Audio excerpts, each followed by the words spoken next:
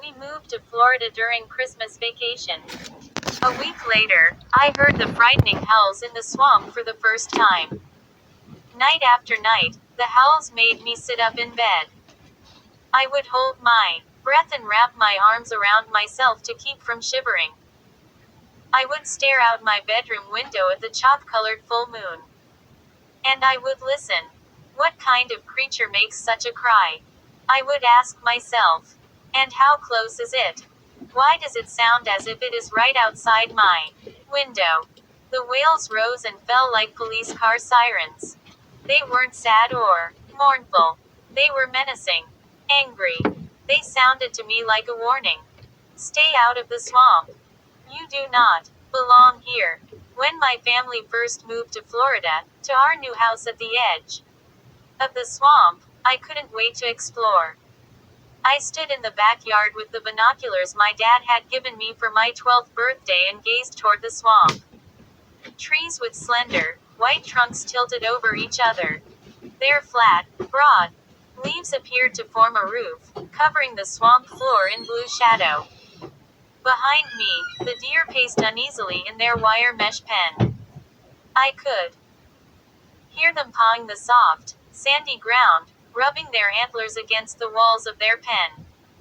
Lowering my binoculars, I turned to look at them. The deer were the reason we had moved to Florida. You see, my dad, Michael F. Tucker, is a scientist. He works for the University of Vermont in Burlington, which, believe me, is a long way from the Florida swamps. Dad got these 6 deer from some country in South America. They're called swamp deer. They're not like regular deer. I mean, they don't look like Bambi. For one thing, their fur is very red, not brown. And their hooves are really big and kind of webbed. For walking on wet, swampy ground, I guess. Dad wants to see if these South American swamp deer can survive in Florida. He plans to put little radio transmitters on them, and set them free in the swamp. Then he'll study how they get along. When he told us back in Burlington that we were moving to Florida because of the deer, we all totally freaked. We didn't want to move. My sister, Emily, cried for days. She's 16, and she didn't want to miss her senior year in high school. I didn't want to leave my friends, either. But Dad quickly got Mom on his side. Mom is a scientist, too. She and Dad worked together on a lot of projects. So, of course, she agreed with him. And the two of them tried to persuade Emily and me that this was the chance of a lifetime, that it was going to be really exciting. An adventure we'd never forget. So here we were, living in a little white house in a neighborhood of 4 or 5 other little white houses. We had 6 weird-looking red deer penned up behind the house. The hot Florida sun was beaming down. And an endless swamp stretched beyond our flat, grassy backyard. I turned away from the deer and raised the binoculars to my face. Oh, I cried out as 2 dark eyes seemed to be staring back at me. I pulled the binoculars away and squinted toward the swamp. In the near distance I saw a large white bird on 2 long, spindly legs. It's a crane, Emily said. I hadn't realized Emily had stepped up beside me. She was wearing a sleeveless white t-shirt and short red denim shorts. My sister is tall and thin and very blonde. She looks a lot like a crane. The bird turned and began high-stepping toward the swamp. Let's follow it, I said. Emily made her pouting face, an expression we'd all seen a lot of since. Moving down here? No way. It's too hot. Ah, come on. I tugged her skinny arm. Let's do some exploring. Check out the swamp. She shook her head, her white blonde ponytail swinging behind her. I really don't want to, Grady. She adjusted her sunglasses on her nose. I'm kind of waiting for the mail. Since we're so far from the nearest post office, we only get mail 2 times a week. Emily had been spending most of her time waiting for the mail. Waiting for a love letter from Martin? I asked with a grin. She hated when I teased her about Martin, her boyfriend back in Burlington. So I teased her as often as I could. Maybe, she said. She reached out with both hands and messed up my hair. She knows I hate to have my hair messed up. Please, I pleaded. Come on, Emily. Just a short walk. Very short. Emily, take a short walk with Grady, Dad's voice broke in. We turned to see him inside the deer pen. He had a clipboard in one hand and was going from deer to deer, taking notes. Go ahead, he urged my sister. You're not doing anything else. But, Dad, Emily could whine with the best of them when she wanted. Go ahead, Dad insisted. It will be interesting. More interesting than standing around in the heat arguing with him. Emily pushed the sunglasses up again. They kept slipping down her nose. Well, great, I cried. I was really excited. I'd never been in a real swamp before. Let's go. I grabbed my sister's hand and pulled.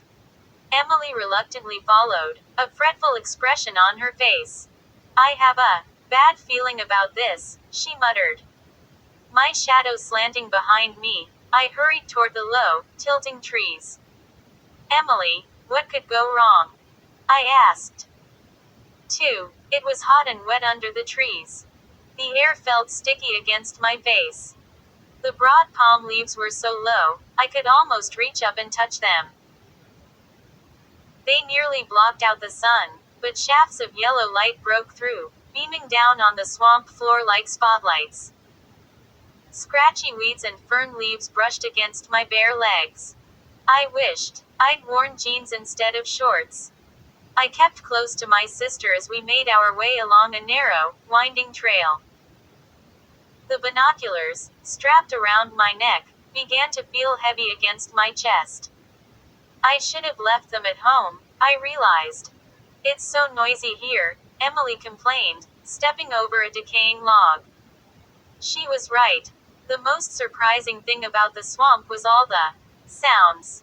A bird trilled from somewhere above. Another bird replied with a shrill whistle. Insects chittered loudly all around us. I heard a steady tap tap tap, like someone hammering on wood. A woodpecker. Palm leaves crackled as they swayed. Slender tree trunks creaked. My sandals made thup thup sounds, sinking into the marshy ground as I walked. Hey, look, Emily said, pointing. She pulled off her dark glasses to see better. We had come to a small, oval-shaped pond. The water was dark green, half hidden in shade. Floating on top were white water lilies, bending gracefully over flat, green lily pads. Pretty, Emily said, brushing a bug off her shoulder. I'm going to come back here with my camera and take pictures of this pond. Look at the great light. I followed her gaze. The near end of the pond was darkened by long shadows. But light slanted down through the trees at the other end, forming what looked like a bright curtain that spilled into the still pond water. It is kind of cool, I admitted. I wasn't really into ponds. I was more interested in wildlife. I let Emily admire the pond and the water lilies a little longer. Then I headed around the pond and deeper into the swamp. My sandals slapped over the wet ground. Up ahead, a swarm of tiny gnats, thousands of them, danced silently in a shaft of sunlight. Yuck, Emily muttered. I hate gnats. It makes me itchy just to look at them. She scratched her arms. We turned away, and both saw something scamper behind a fallen, moss-covered log. Hey, what was that? Emily cried, grabbing my elbow. An alligator, I shouted. A hungry alligator. She uttered a short, frightened cry. I laughed. What's your problem, Em? It was just some kind of lizard. She squeezed my arm hard, trying to make me flinch. You're a creep, Grady, she muttered. She scratched her arm some more. It's too itchy in this swamp, she complained. Let's head back. Just a little bit farther, I pleaded. No, come on. I really want to get back. She tried to pull me, but I backed out of her grasp. Grady. I turned and started walking away from her, deeper into the swamp. I heard the tap tap tap again, directly overhead. The low palm leaves scraped against each other, shifting in a soft, wet breeze. The shrill cluttering of the insects grew louder. I'm going home and leaving you here, Emily threatened. I ignored her and kept walking. I knew she was bluffing. My sandals crackled over dried, brown palm leaves. Without turning around, I could hear Emily a few steps behind me. Another little lizard scampered across the path, just in front of my sandals. It looked like a dark arrow, shooting into the underbrush. The ground suddenly sloped upward. We found ourselves climbing a low hill into bright sunlight. A clearing of some sort. Beads of sweat ran down my cheeks. The air was so wet, I felt as if I were swimming. At the top of the hill, we stopped to look around. Hey, another pond, I cried, running over fat, yellow swamp grass, hurrying up to the water's edge. But this pond looked different. The dark green water wasn't flat and smooth. Leaning over it, I could see that it was murky and thick, like split pea soup. It made disgusting gurgling and plopping sounds as it churned. I leaned down closer to get a better look. It's quicksand. I heard Emily cry in horror. And then two hands shoved me hard from behind. 3. As I started to fall into the bubbling green stew, the same hands grabbed my waist and pulled me back. Emily giggled. Gotcha. She cried, holding on to me, keeping me from turning around and slugging her. Hey, let go, I cried angrily. You almost pushed me into quicksand. That's not funny. She laughed some more, then let me go. It isn't quicksand, dork, she muttered. It's a bog. Huh. I turned to stare into the gloppy green water. It's a bog. A peat bog, she repeated impatiently. Don't you know anything? What's a peat bog? I asked, ignoring her insults. Emily the know-it-all. She's always bragging about how she knows everything and I'm a stupid clod. But she gets B's in school, and I get A's. So who's the smart one? We learned about this last year when we studied the wetlands and rain forests, she replied smugly. The pond is thick because it has peat moss growing in it. The moss grows and grows. It absorbs 25 times its own weight in water. It's gross looking, I said. Why don't you drink some and see how it tastes, she urged. She tried to push me again, but I ducked and skirted away. I'm not thirsty, I muttered. I realized it wasn't too clever, but it was the best reply I could think of. Let's get going, she said, wiping sweat off her forehead with her hand. I'm really hot. Yeah, okay, I reluctantly agreed. This was a pretty neat walk. We turned away from the peat bog and started back down the hill. Hey, look! I cried, pointing to two black shadows floating high above us under a white cloud. Falcons, Emily said, shielding her eyes with one hand as she gazed up. I think they're falcons. It's hard to see. They sure are big. We watched them soar out of sight. Then we continued down the hill, making our way carefully on the damp, sandy ground. At the bottom of the hill, back under the deep shade of the trees, we stopped to catch our breath. I was really sweating now. The back of my neck felt hot and itchy. I rubbed it with one hand, but it didn't seem to help. The breeze had stopped. The air felt heavy. Nothing moved. Loud cawing sounds made me glance up. Two enormous blackbirds peered down at us from a low branch of a cypress tree.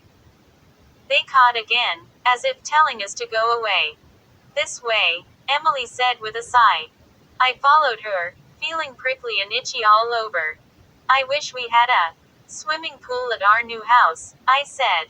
I'd jump right in with my clothes on. We walked for several minutes. The trees grew thicker. The light grew dimmer. The path ended. We had to push our way through tall, leafy ferns. I don't think we've been here before, I stammered. I don't think this is the right way. We stared at each other, watching each other's face fill with fright. We both realized we were lost. Completely lost. 4. I don't believe this. Emily shrieked. Her loud shout made the two blackbirds flutter off their tree limb. They soared away, cawing angrily. What am I doing here? She cried. Emily is not good in emergencies. When she got a flat tire during one of her first driving lessons back home in Burlington, she jumped out of the car and ran away. So I didn't exactly expect her to be calm and cool now. Since we were totally lost in the middle of a dark, hot swamp, I expected her to panic. And she did. I'm the calm one in the family. I take after Dad. Cool and scientific. Let's just figure out the direction of the sun, I said, ignoring the fluttering in my chest. What sun? Emily cried, throwing her hands up. It was really dark. The palm trees with their wide leaves formed a pretty solid roof above us.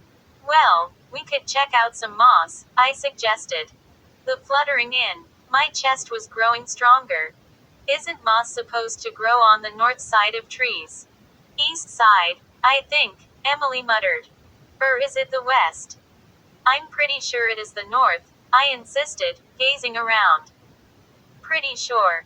What good is pretty sure? Emily cried shrilly.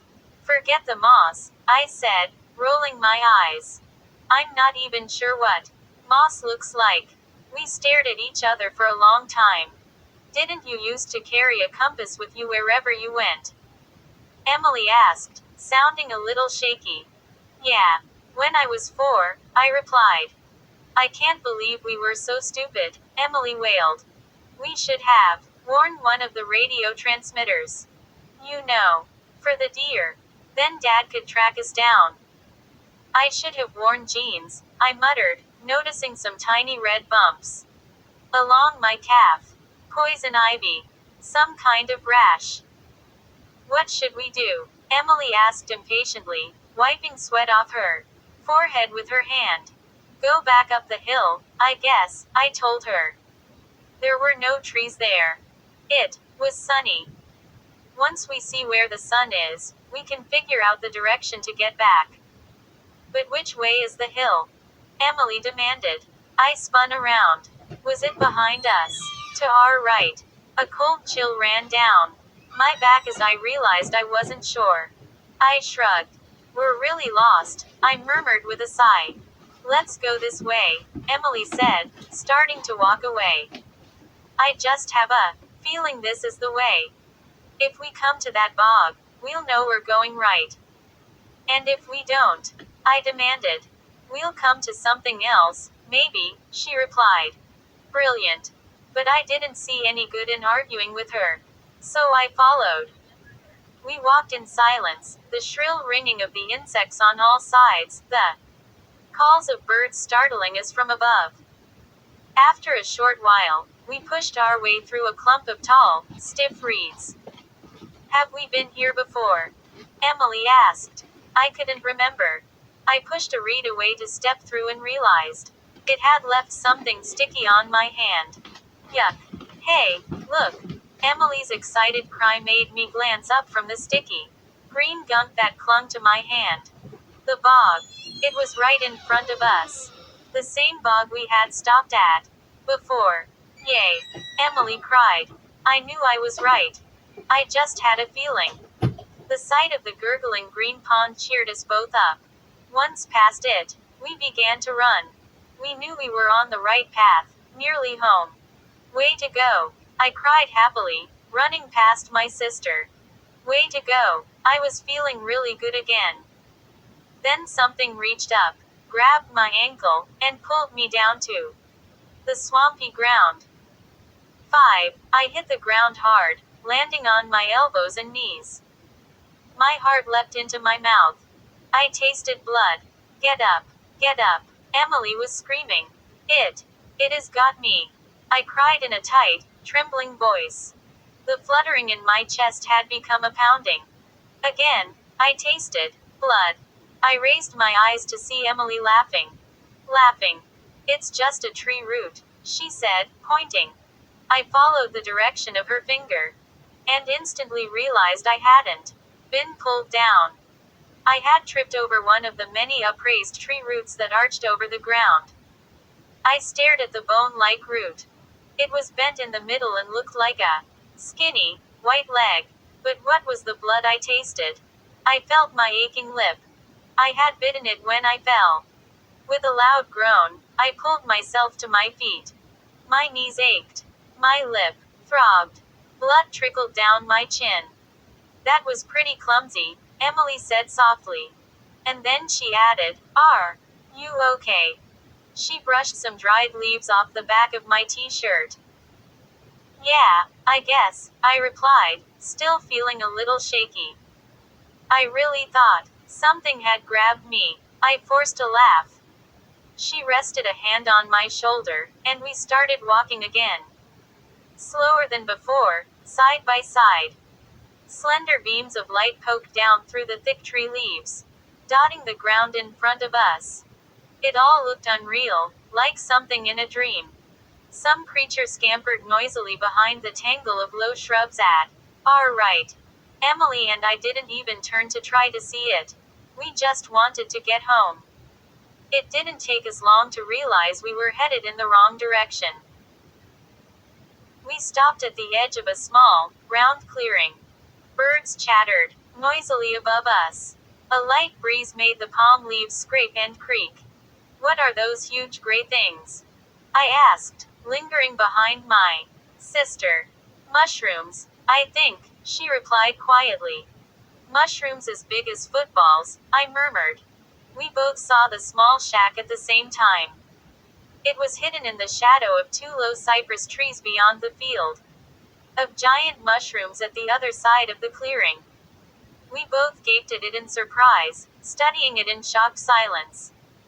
We took a few steps toward it. Then a few more. The shack was tiny, built low to the ground, not much taller than me. It had some kind of thatched roof, made of long reeds or dried grass. The walls were made of layers of dried palm leaves. The door, built of slender tree limbs bound together, was shut tight. There were no windows. A pile of gray ashes formed a circle a few yards from the door. Signs of a campfire. I saw a pair of battered, old work boots lying at the side of the shack. Beside them were several empty tin cans on their sides and a plastic water bottle, also empty, partly crumpled. I turned to Emily and whispered, "Do you think someone lives here?" In the middle of the swamp. She shrugged, her features tight with fear. "If someone lives here, maybe he can tell us which way to go to get home," I suggested. "Maybe," Emily murmured. Her eyes were straight ahead on the tiny shack covered in blue shadow. We took another couple of steps closer. Why would someone want to live in a tiny shack like this in the middle of a swamp? I wondered. An answer flashed into my mind. Because whoever it is wants to hide from the world. It's a hideout, I muttered, not realizing I was speaking out loud. A criminal, a bank robber, or a killer. He's hiding here. Emily put a finger on my mouth to silence me, hitting the cut on my lip. I pulled away. "Anyone home?" she called. Her voice came out low and shaky, so low I could barely hear her. "Anyone home?" she repeated, a little more forcefully. I decided to join in. We shouted together. "Anyone home? Anyone in there?" We listened. No reply. We stepped up to the low door. "Anyone in there?" I called one more time. Then I reached for the doorknob. 6. Just as I was about to pull open the crude wooden door, it swung out, nearly hitting us both. We leapt back as a man burst out from the dark doorway of the hut. He glared at us with wild black eyes. He had long, gray-white hair, down past his shoulders, tied behind him in a loose ponytail. His face was bright red, sunburned, maybe. Or maybe red from anger. He stared at us with a menacing scowl, standing bent over, stooped from being inside the low hut. He wore a loose-fitting white t-shirt, dirt-stained and wrinkled, over heavy black trousers that bagged over his sandals. As he glared at us with those amazing black eyes, his mouth opened, revealing rows of jagged yellow teeth. Huddling close to my sister, I took a step back. I wanted to ask him who he was, why he lived in the swamp. I wanted to ask if he could help us find our way back home. A dozen questions flashed through my mind. But all I could utter was, sorry. Then I realized that Emily was already running away. Her ponytail flew behind her as she dived through the tall weeds. And a second later, I was running after her. My heart pounded. My sandals squished over the soft ground. Hey, Emily! Wait up! Wait up! I ran over the rough carpet of dead leaves and twigs. As I struggled to catch up to her, I glanced behind me, and cried out in terror, Emily! He's chasing us! 7. Bent low to the ground, the man from the hut moved steadily after us, taking long strides. His hands bobbed at his sides. He was breathing hard, and his mouth was open, revealing the jagged teeth. Run! Emily cried. Run, Grady! We were following a narrow path between tall weeds. The trees thinned out. We ran through shadow and sunlight and back into shadow. Emily! Wait up! I called breathlessly. But she didn't slow down. A long, narrow pond appeared to our left. Strange trees lifted up from the middle of the water. The slender trunks were surrounded by a thicket of dark roots. Mangrove trees. I wanted to stop and look at the eerie-looking trees. But this wasn't the time for sightseeing. We ran along the edge of the pond, our sandals sinking into the marshy ground. Then, my chest heaving, my throat choked and dry, I followed Emily as the path curved into the trees. A sharp pain in my side made me cry out. I stopped running. I gasped for breath. Hey! He's gone, Emily said, swallowing hard. She stopped a few yards ahead of me and leaned against a tree trunk. We lost him. I bent over, trying to force away the pain in my side. After a short while, my breathing slowed to normal. Weird, I said. I couldn't think of anything else. Yeah, weird, Emily agreed. She walked back to me and pulled me up straight. You okay? I guess. At least the pain had faded away. I always get a pain in my right side when I run a long time. This one was worse than usual. I usually don't have to run for my life. Come on, Emily said. She let go of me and started walking quickly, following the path. Hey, this looks familiar, I said. I began to feel a little better. I started to jog. We passed clusters of trees and ferns that looked familiar. I could see our footprints in the sandy ground, going the other way. A short while later, our backyard came into view. Home sweet home, I cried. Emily and I stepped out from the low trees and began running across the grass toward the back of the house. Mom and Dad were in the backyard setting up outdoor furniture. Dad was lowering an umbrella into the white umbrella table. Mom was washing off the white lawn chairs with the garden hose. Hey, welcome back, Dad said, smiling. We thought you got lost, Mom said. We did. I cried breathlessly. Mom turned off the nozzle, stopping the spray of water. You what? A man chased us, Emily exclaimed.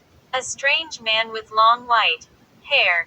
He lives in a hut in the middle of the swamp, I added, dropping down into one of the lawn chairs. It was wet, but I didn't care. Huh. He chased you. Dad's eyes narrowed in alarm. Then he said, I heard in town there's a swamp hermit out there. Yes, he chased us. Emily repeated. Her normally pale face was bright red. Her hair had come loose and fell wildly around her face. It was scary. A guy in the hardware store told me about him, Dad said. Said he was strange, but perfectly harmless. No one knows his name. Harmless. Emily cried. Then why did he chase us? Dad shrugged. I'm only repeating what I heard. Evidently he's lived in the swamp most of his life. By himself. He never comes to town.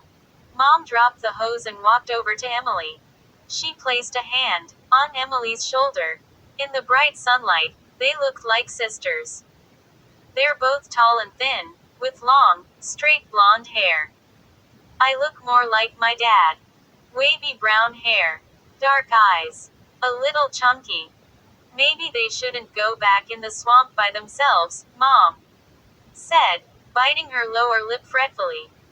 She started to gather Emily's hair back up into a ponytail. The hermit is supposed to be completely harmless, Dad repeated.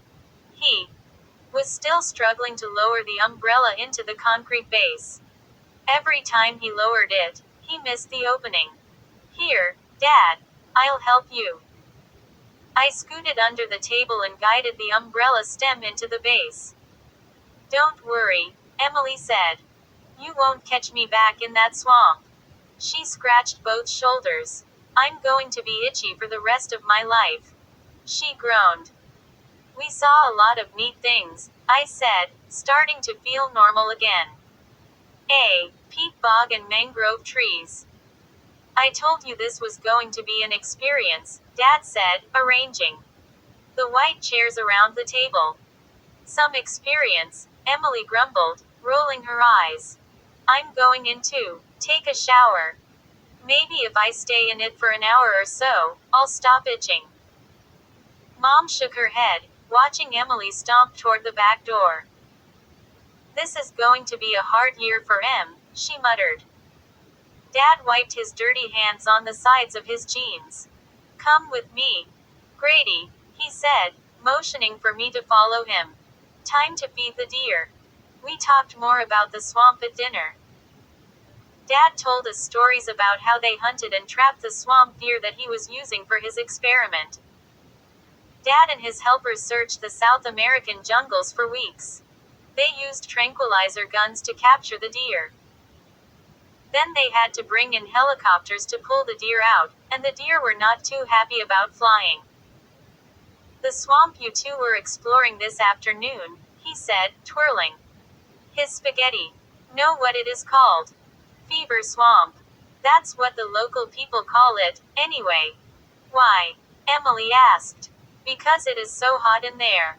Dad chewed and swallowed a mouthful of spaghetti. He had orange splotches of tomato sauce on both sides of his mouth. I don't know why it is called Fever Swamp. But I'm sure we'll find out eventually. It was probably discovered by a guy named Mr. Fever, Mom joked. I want to go home to Vermont. Emily wailed. After dinner, I found myself feeling a little homesick, too. I took a tennis ball out to the back of the house. I thought maybe I could bounce it off the wall and catch it the way I had done back home. But the deer pen was in the way. I thought about my two best friends back in Burlington, Ben and Adam. We had lived on the same block and used to hang out after dinner. We'd throw a ball around or walk down to the playground and just mess around. Staring at the deer, who milled silently at one end of the pen, I realized I really missed my friends. I wondered what they were doing right now. Probably hanging out in Ben's backyard. Feeling glum, I was about to go back inside and see what was on TV. When a hand grabbed me from behind. The swamp hermit. He found me. The swamp hermit found me. And now he's got me. Those are the thoughts that burst into my mind. I spun around.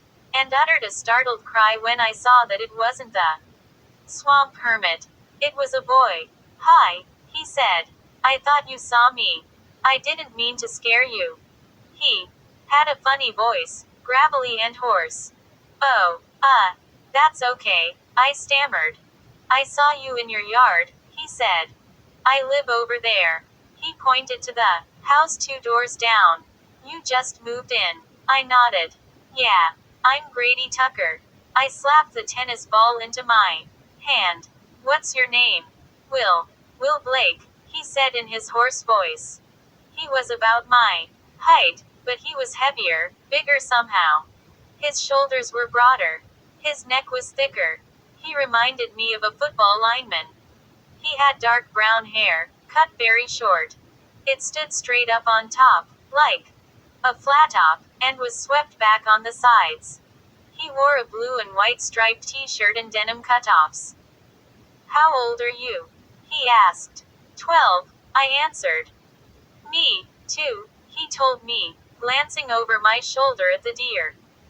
I thought maybe you were 11. I mean, you look kind of young. I was insulted by that remark, but I decided to ignore it. How long have you lived here? I asked, tossing the tennis ball from hand to hand. A few months, Will said. Are there any other kids our age? I asked, glancing down the row of 6 houses. Yeah, one, Will replied. But she's a girl, and she's kind of weird. In the distance, the sun was lowering itself behind the swamp trees. The sky was a dark scarlet. The air suddenly became cooler. Gazing high in the sky, I could see a pale moon, nearly full. Will headed over to the deer pen, and I followed him. He walked heavily, his big shoulders bobbing with each step. He poked his hand through the wire mesh and let a deer lick his palm. Your father works for the Forest Service, too? He asked, his eyes studying the deer. No, I told him. My mom and dad are both scientists. They're doing studies with these deer. Weird-looking deer, Will said. He pulled his wet hand from the pen and held it up. Yuck. Deer slime. I laughed. They're called swamp deer, I told him. I tossed him the tennis ball. We backed away from the deer pen and started to throw the ball back and forth. Have you been in the swamp? He asked. I missed the ball and had to chase it across the grass. Yeah, this afternoon, I told him. My sister and we got lost. He snickered. Do you know why it is called Fever Swamp? I asked, tossing him a high one. It was getting pretty dark, harder to see. But he caught the ball one-handed.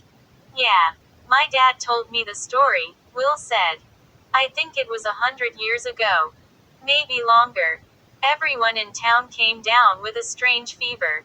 Everyone? I asked. He nodded. Everyone who had been in the swamp. He held on to the ball and moved closer.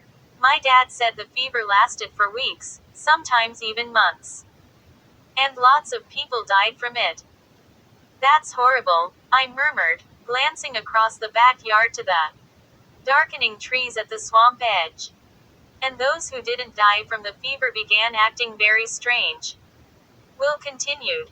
He had small, round eyes. And as he told his story, his eyes gleamed.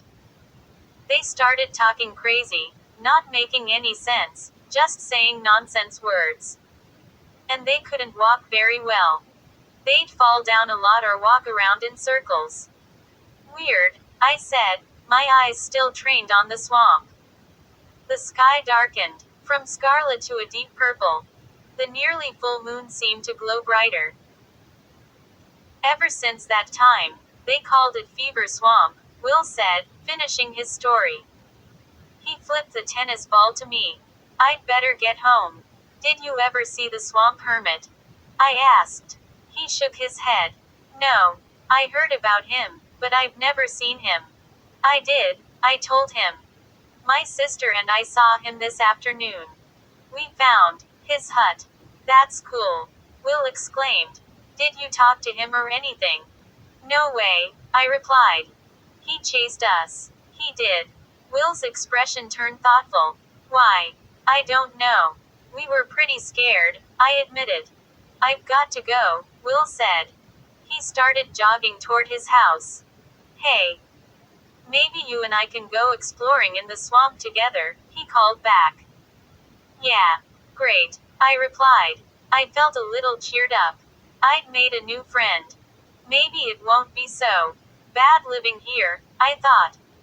I watched Will head around the side of his house 2 doors down. His house looked almost identical to ours, except there was no deer pen in back, of course. I saw a swing set with a small slide and seesaw in his backyard. I wondered if he had a little brother or sister. I thought about Emily as I headed to the house. I knew she'd be jealous that I'd made a friend. Poor Emily was really sad without that goon Martin hanging around her. I never liked Martin. He always called me kiddo. I watched one of the deer lower itself to the ground, folding its legs gracefully. Another deer did the same. They were settling in for the night. I made my way inside and joined my family in the living room. They were watching a show about sharks on the Discovery Channel. My parents love the Discovery Channel. Big surprise, huh? I watched for a short while. Then I began to realize I wasn't feeling very well. I had a headache, a sharp throbbing at my temples. And I had chills. I told Mom. She got up and walked over to my chair. You look a little flushed, she said, studying me with concern. She placed a cool hand on my forehead and left it there for a few seconds. Grady, I think you have a little fever, she said. 9. A few nights later, I heard the strange, frightening howls for the first time. My fever had gone up to 101 degrees and stayed there for a day. Then, it went away. Then it came back. It's the swamp fever. I told my parents earlier that night. Pretty soon I'm going to start acting crazy. You already act crazy, Mom teased. She handed me a glass of orange juice. Drink. Keep drinking. Drinking won't help swamp fever, I insisted glumly, taking the glass. Anyway, there's no cure for it. Mom tsked. Dad continued to read his science magazine. I had strange dreams that night, disturbing dreams. I was back in Vermont, running through the snow. Something was chasing me. I thought maybe it was the swamp hermit. I kept running and running. I was very cold. I was shivering in the dream. I turned back to see who was chasing me. There wasn't anyone there. And suddenly, I was in the swamp. I was sinking in a peat bog. It gurgled all around me, green and thick, making these sick sucking sounds. It was sucking me down. Down. The howls woke me up. I sat straight up in my bed and stared out the window at the nearly full moon. It floated right beyond the window, silvery and bright against the blue-black sky. Another long howl rose on the night air. I realized I was shaking all over. I was sweating. My pajama shirt stuck to my back. Gripping the covers with both hands, I listened hard. Another howl. The cry of an animal. From the swamp. The cries sounded so close. Right outside the window. Long, angry howls. I shoved down the covers and lowered my feet to the floor. I was still trembling, and my head throbbed as I stood up. I guessed I still had a fever. Another long howl. I made my way to the hall on shaky legs. I had to find out if my parents had heard the howls, too. Walking through the darkness, I bumped into a low table in the hall. I still wasn't used to this new house. My feet were cold as ice, but my head felt burning hot, as if it were on fire. Rubbing the knee I had banged, I waited for my eyes to adjust to the darkness. Then I continued down the hall. My parents' room was just past the kitchen in the back of the house. I was halfway across the kitchen when I stopped short. What was that sound? A scratching sound. My breath caught in my throat. I froze, my arms stiff at my sides. I listened. There it was again. Over the pounding of my heart, I heard it. Scratch, scratch, scratch. Someone. Or something. Scratching at the kitchen door. Then, another howl. So close. So terrifyingly close. Scratch, scratch, scratch. What could it be? Some kind of animal. Just outside the house. Some kind of swamp animal howling and scratching at the door. I realized I'd been holding my breath a long while. I let it out in a whoosh, then sucked in another breath. I listened hard, straining to hear over the pounding of my heart. The refrigerator clicked on. The loud click nearly made me jump out of my skin. I grabbed the countertop. My hands were as cold as my feet, cold and clammy. I listened. Scratch, scratch, scratch. I took a step toward the kitchen door. One step, then I stopped. A shudder of fear ran down my back. I realized I wasn't alone. Someone was there, breathing beside me in the dark kitchen. 10. I gasped. I was gripping the countertop so hard, my hand ached. Who's there? I whispered. The kitchen light flashed on. Emily. I practically shouted her name, in surprise and relief. Emily. Did you hear the howls? She asked, speaking just above a whisper. Her blue eyes burned into mine. Yes. They woke me up, I said. They sound so angry. Like a cry of attack, Emily whispered. Why do you look so weird? Grady. Huh. Her question caught me off guard. Your face is all red, she said. And look at you. You're all shaky. I think my fever is back, I told her. Swamp fever, she murmured, examining me with her eyes. Maybe. It is the swamp fever you were telling me about. I turned to the kitchen door. Did you hear the scratching sounds? I asked. Something was scratching on the back door. Yes, she whispered. She stared at the door. We both listened. Silence. Do you think one of the deer escaped? She asked, taking a few steps toward the door, her arms crossed in front of her pink and white robe. Do you think a deer would scratch at the door? I asked. It was such a silly question, we both burst out laughing. Maybe it wanted a glass of water. Emily exclaimed, and we both laughed some more. Giddy laughter. Nervous laughter. We both cut our laughter short at the same time, and listened. Another howl rose up outside like a police siren. I saw Emily's eyes narrow in fear. It's a wolf, she cried in a hushed whisper. She raised a hand to her mouth. Only a wolf makes a sound like that, Grady. Emily, come on. I started to protest. No, I'm right, she insisted. It's a wolf howl. Stop, I said, sinking onto a kitchen stool. There are no wolves in the Florida swamps. You can look in the guidebooks. Or better yet, ask Mom and Dad. Wolves don't live in swamps. She started to argue, but a scratching at the door made her stop. Scratch, scratch, scratch. We both heard it. We both reacted with sharp gasps. What is that? I whispered. And then, reading her expression, I quickly added, don't say it is a wolf. I don't know, she replied, both hands raised to her face. I recognized her look of panic. Let's get Mom and Dad. I grabbed the door handle. Let's just take a look, I said. I don't know where my sudden courage came from. Maybe it was the fever. But, suddenly, I just wanted to solve the mystery. Who or what was scratching at the door? There was one good way to find out. Open the door and look outside. No, Grady. Wait. Emily pleaded, but I waved away her protests. Then I turned the doorknob and pulled open the kitchen door. 11. A gust of hot, wet air rushed in through the open door.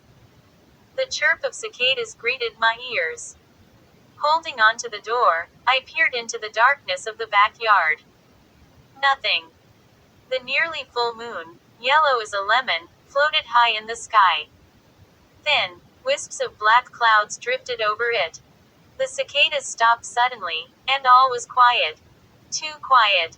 I squinted into the distance, toward the blackness of the swamp. Nothing moved. Nothing made a sound. I waited for my eyes to adjust to the darkness. The moonlight sent a pale glow over the grass. In the far distance, I could see the black outline of slanting trees where the swamp began. Who or what had scratched at the door? Were they hiding in the darkness now, watching me, waiting for me to close the door so they could begin their frightening howls again? Grady, close the door. I could hear my sister's voice behind me. She sounded so frightened. Grady, do you see something? Do you? No, I told her. Just the moon. I ventured out onto the back stoop. The air was hot and steamy, like the air in the bathroom after you've taken a hot shower. Grady, come back. Close the door. Emily's voice was shrill and trembly. I gazed toward the deer pen. I could see their shadowy forms, still and silent. The hot wind rustled the grass. The cicadas began chirping again. Is anybody out here? I called. I immediately felt foolish. There was no one out here. Grady, shut the door. Now. I felt Emily's hand on my pajama sleeve. She tugged me back into the kitchen. I closed the door and locked it. My face felt wet from the damp night air. I had chills. My knees were shaking. You look kind of sick, Emily said. She glanced over my shoulder to the door. Did you see anything? No, I told her. Nothing. It's so dark in back, even with a full moon. What's going on in here? A stern voice interrupted us. Dad lumbered into the kitchen, adjusting the collar of the long nightshirt he always wore. It's past midnight. He glanced from Emily to me, then back to Emily, looking for a clue. We heard noises, Emily said. Howls outside. And then something was scratching on the door, I added, trying to keep my knees from shaking. Fever dreams, Dad said to me. Look at you. You're red as a tomato. And you're shaking. Let's take your temperature. You must be burning up. He started toward the bathroom to get the thermometer. It wasn't a dream, Emily called after him. I heard the noises, too. Dad stopped in the doorway. Did you check the deer? Yeah. They're okay, I said. Then maybe it was just the wind. Or some creatures in the swamp. It's hard to sleep in a new house. The sounds are all so new, so unfamiliar. But you'll both get used to them after a while. I'll never get used to those horrible howls, I thought stubbornly. But I headed back to my room. Dad took my temperature. It was just slightly above normal. You should be fine by tomorrow, he said, smoothing my blanket over me. No more wandering around tonight, okay? I murmured a reply and almost instantly drifted into a restless sleep. Again I had strange, troubling dreams. I dreamed I was walking in the swamp. I heard the howls. I could see the full moon between the slender tree trunks of the swamp. I started to run. And then suddenly I was up to my waist in a thick green bog. And the howls continued, one after the other, echoing through the trees as I sank into the murky bog. When I awoke the next morning, the dream lingered in my mind. I wondered if the howls were real, or just part of the dream. Climbing out of bed, I realized I felt fine. Yellow morning sunlight poured in through the window. I could see a clear blue sky. The beautiful morning made me forget my nightmares. I wondered if Will was around this morning. Maybe he and I could go exploring in the swamp. I got dressed quickly, pulling on pale blue jeans and a black and silver Raiders t-shirt. I'm not a Raiders fan. I just like their colors. I gulped down a bowl of frosted flakes, allowed my mom to feel my head to make sure my fever was gone, and hurried to the back door. Whoa. Hold on, Mom called, setting down her coffee cup. Where are you going so early? I want to see if Will is home, I said. Maybe we'll hang out or something. Okay. Just don't overdo it, she warned. Promise. Yeah, promise, I replied. I pulled open the kitchen door, stepped out into blinding sunlight, and screamed as an enormous, dark monster leapt onto my chest and heaved me to the ground. 12. It has got me. I screamed as it pushed me to the ground and jumped on my chest. Help. It is licking my face. I was so startled, it took me a long time to realize my attacker was a dog. By the time Mom and Dad came to my rescue and started to pull the big creature off my chest, I was laughing. Hey, that tickles. Stop. I wiped the dog spit off my face with my hands and scrambled to my feet. Where'd you come from? Mom asked the dog. She and Dad were holding on to the enormous beast. They both let go, and it stood wagging its tail excitedly, panting, its big red tongue hanging down practically to the ground. He's enormous. Dad exclaimed. He must be part shepherd. I was still wiping the sticky saliva off my cheeks. He scared me to death, I confessed. Didn't you, fella? I reached down and stroked the dark gray fur on the top of his head. His long tail started wagging faster. He likes you, Mom said. He practically killed me, I exclaimed. Look at him. He must weigh more than 100 pounds. Were you the one scratching at our door last night? Emily appeared in the doorway, still in the long t-shirt she used as a nightshirt. I think this clears up the mystery, she said to me, yawning sleepily and pulling her blonde hair behind her shoulders with both hands. I guess, I muttered. I got down on my knees beside the big dog and stroked his back. He turned his head and licked my cheek again. Yuck. Quit that, I told him. I wonder who he belongs to. Mom said, staring at the dog thoughtfully. Grady, check his collar. There's probably an ID tag. I reached up to the dog's broad neck and felt around in his fur for a collar. Nothing there, I reported. Maybe he's a stray, Emily said from inside the kitchen. Maybe. That's why he was scratching the door last night. Yeah, I said quickly. He needs a place to live. Whoa, Mom said, shaking her head. I don't think we need a dog. Right now, Grady. We just moved in, and but I need a pet. I insisted. It's so lonely here. A dog would be great, Mom. He could keep me company. You have the deer for pets, Dad said, frowning. He turned to the deer pen. The 6 deer were all standing alertly at attention, staring warily at the dog.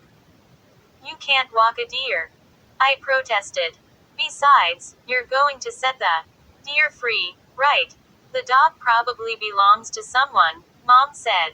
You can't just claim any dog that wanders by. Besides, he's so big, Grady. He's too big too. Aw, let him keep it, Emily called from the house. I stared at her in shock. I couldn't remember the last time Emily and I had been on the same side of a family argument. The discussion continued for several minutes more. Everyone agreed that he seemed like a sweet-tempered, gentle dog despite his huge size. And he certainly was affectionate. I couldn't make him stop licking me. Glancing up, I saw Will come out of his house and head across the back lawns toward us. He was wearing a sleeveless blue t-shirt and blue lycra bicycle shorts. Hi, look what we found, I called. I introduced Will to my mom and dad. Emily had disappeared back to her room to get dressed. Have you seen this dog before? Dad asked Will. Does he belong to someone in the neighborhood? Will shook his head. Nope. Never seen him. He cautiously petted the dog's head. Where'd you come from, fella? I asked. staring into the creature's eyes. They were blue. Sky blue. He looks more like a wolf than a dog, Will said. Yeah, he really does, I agreed. Was that you howling like a wolf all last night? I asked the dog. He tried to lick my nose, but I pulled my face back in time. I glanced up at Will. Did you hear those howls last night? They were really weird. No, I didn't hear anything, Will replied. I'm a very sound sleeper.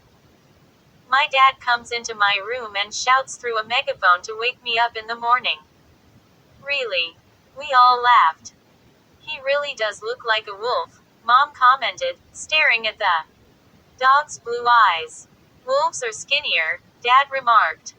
Their snouts are narrower. He could be part wolf, I suppose. But it is not very likely in this geographical area. Let's call him Wolf, I suggested enthusiastically. It's the perfect name for him. I climbed to my feet. Hi, Wolf, I called to the dog.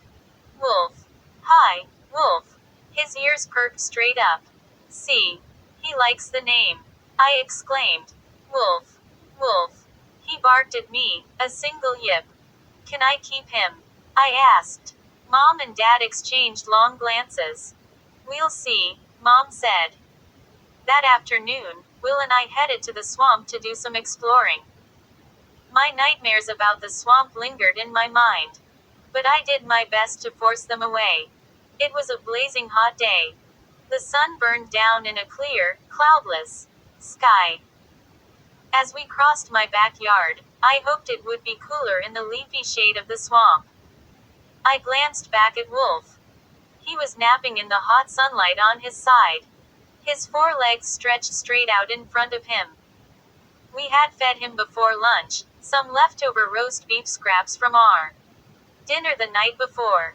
He gobbled it up hungrily. Then, after slurping up an entire bowl of water, he dropped down in the grass in front of the back stoop to take his nap. Will and I followed the dirt path into the slanting trees. Black and orange monarch butterflies, 4 or 5 of them, fluttered over a bank of tall wildflowers. Hey! I cried out as my foot sank into a marshy spot in the dirt. When I pulled my sneaker out, it was covered with wet sand. Have you seen the bog? Will asked. It's kind of neat. Yeah. Let's go there, I said enthusiastically. We can throw sticks in and stuff, and watch them sink. Do you think any people ever got sunk in the bog? Will asked, thoughtfully. He brushed a mosquito off his broad forehead, then scratched his short, dark brown hair. Maybe, I replied, following him as he turned off the path and headed through a wide patch of tall reeds. Do you think it would really suck you down into it, like quicksand? My dad says there's no such thing as quicksand, Will said. I bet there is, I told him. I bet people have fallen into the bog accidentally and gotten sucked down. If we brought a fishing rod, we could cast a line in and pull up their bones. Gross, he said. We were walking over a carpet of dead brown leaves. Our sneakers crunched noisily as we made our way under tangled palm trees toward the bog. Suddenly, Will stopped. SSSHHH. He raised a finger to his lips. I heard it, too. Crunching behind us. Footsteps. We both froze in place, listening hard. The footsteps drew closer. Will's dark eyes narrowed in fear. Someone's following us, he murmured. It's the swamp hermit. 13. Quick. Hide. I cried. Will dived behind a thick clump of tall weeds. I tried to follow him. But there wasn't room for both of us. Crawling on my hands and knees, I searched frantically for something to hide behind. The crackling of dead leaves became louder. The footsteps hurried closer. I scrambled toward a nest of brambles. No, they wouldn't hide me. A clump of ferns across from me was too low. The footsteps crackled closer. Closer. Hide. Hide. Will urged. But I was trapped out in the open. Caught. I struggled to my feet just as our pursuer came into view. Wolf! I cried. The big dog's tail began wagging furiously as soon as he saw me. He uttered a joyful bark and jumped. No, I managed to cry. His front paws landed hard on my chest. I stumbled backwards into the tall weeds and fell onto Will. Hey! He cried out and scrambled to his feet. Wolf barked happily and practically smothered me, trying to lick my face. Wolf! Down! Down! I shouted. I stood up and started brushing dead leaves off my t-shirt. Wolf, you've got to stop doing that, boy, I told him. You're not a little puppy, you know. How did he find us? Will asked, pulling a burr off the seat of his blue lycra shorts. Good nose, I guess, I replied, staring down at the happily panting dog. Maybe he's part hunting dog or something. Let's get to the bog, Will said impatiently. He began leading the way, but Wolf pushed past him, nearly bumping him over, and continued trotting toward the bog, his powerful legs taking long, steady strides. Wolf acts as if he knows where we're going, I said, a little surprised. Maybe he's been here before, Will replied. Maybe he's a swamp dog. Maybe, I replied thoughtfully, staring down at Wolf. Where do you come from, dog? I wondered. He certainly did seem at home in the swamp. In a short while, we came to the edge of the peat bog. I wiped the sweat off my forehead with the back of my hand and stared across the oval-shaped pond. Shafts of sunlight made the green surface sparkle. Thousands of tiny white insects fluttered just above it, catching the light, glistening like little diamonds. Will picked up a small tree branch. He cracked it in half between his hands. Then he heaved one of the halves high into the air. It hit the surface of the bog with more of a thunk than a splash. And then it just lay there. It didn't sink. Weird, I said. Let's try something heavier. I started to search for something, but a low growl caught my attention. I turned toward the sound. To my surprise, it was coming from Wolf. The dog had lowered its big head. Its entire body stood tensed, as if in attack position. Its dark lips were pulled back, revealing two sharp rows of teeth. It uttered a low growl, then another.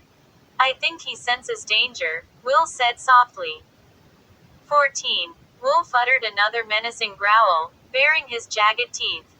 The fur on his back stood up stiffly. His legs tensed as if preparing to attack.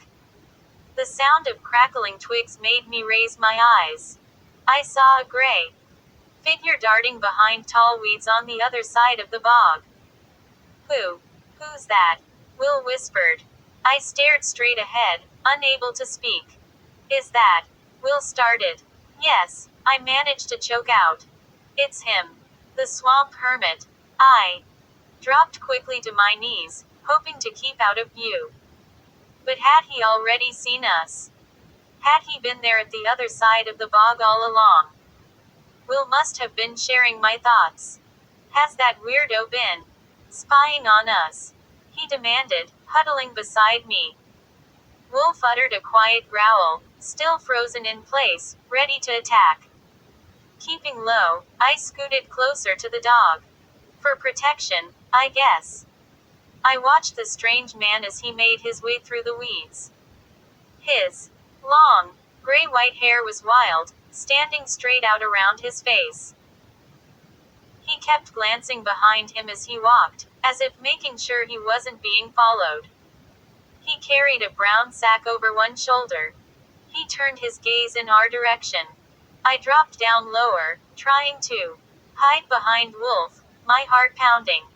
Wolf hadn't moved, but he was silent now. His ears were still pulled back, his lips still open in a soundless snarl. What were those dark stains on the front of the swamp hermit's grimy shirt? Bloodstains. A shiver of fear ran down my back. Wolf stared straight ahead without blinking, without moving a muscle. The swamp hermit disappeared behind the tall weeds. We couldn't see him, but we could still hear his footsteps crunching over dead leaves and fallen twigs. I glanced over at Wolf. The big dog shook himself, as if shaking the swamp hermit from his mind.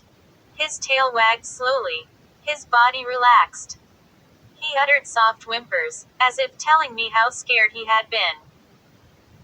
"It's okay, boy," I said quietly, and rubbed the soft fur on top of the dog's head. He stopped whimpering and licked at my wrist. "That guy is creepy," Will exclaimed, climbing slowly to his feet. "He even scared the dog," I said, petting Wolf some more. "What do you think he had in the sack?" "Probably someone's head," Will said, his dark eyes wide with horror. I laughed. But I stopped when I saw that Will wasn't joking. "Everyone says he's harmless," I said. "He had blood all over the front of his shirt," Will said with a shudder. He scratched his short, dark hair nervously. The sunlight faded quickly as clouds rolled over the sun. Long shadows crept over the bog. The stick Will had thrown had disappeared, sucked into the thick, murky water. "Let's get home," I suggested. "Yeah. Okay," Will agreed quickly. I called to Wolf, who was exploring in the tall weeds. Then we turned and started to make our way back along the twisting dirt path. A soft breeze fluttered the trees, making the palm leaves scrape and clatter. Tall ferns shivered in the wind. The shadows grew deeper and darker. I could hear Wolf behind us. I could hear his body brushing through low shrubs and weeds. We were nearly to where the trees ended and the flat grass leading to our backyards began. We were nearly out of the swamp when Will stopped suddenly. I saw his mouth drop open in horror. I turned to follow his gaze. Then I uttered a shocked cry and covered my eyes to shut out the gruesome sight. 15. When I opened my eyes, the hideous pile of feathers and blood-covered flesh was still at my feet. What is it?" Will stammered. It took me a long while to realize we were staring at a bird. A large heron. It was hard to recognize because it had been torn apart.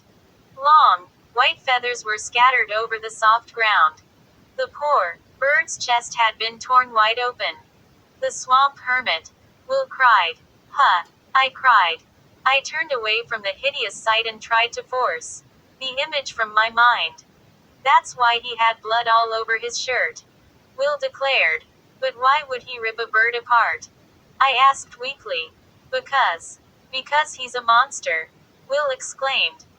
"He's just a weird old guy who lives alone in the swamp," I said. "He didn't do this, Will. Some kind of animal did it. Look." I pointed to the ground. There were paw prints in the soft ground, all around the dead bird. "They look like dogs' paws," I said, thinking out loud. "Dogs don't rip apart birds," Will replied quietly. At that moment, Wolf came bounding up to us through the weeds. He came to a stop in front of the dead bird and started to sniff it. "Get away from there, Wolf," I ordered. "Come on, get away." I tugged him back, pulling him with both hands around his thick neck. "Let's get home," Will said. "Let's get away from this thing. I'm going to have bad dreams. I really will." I pulled Wolf with both hands. We stepped carefully around the dead heron and then hurried toward the swamp edge. Neither of us said a word. I guess we were both still picturing what we had seen. As we reached the flat grass behind our houses, I said goodbye to Will. I watched him hurry to his house. Wolf scampered after him for part of the way. Then he turned and hurried back to me.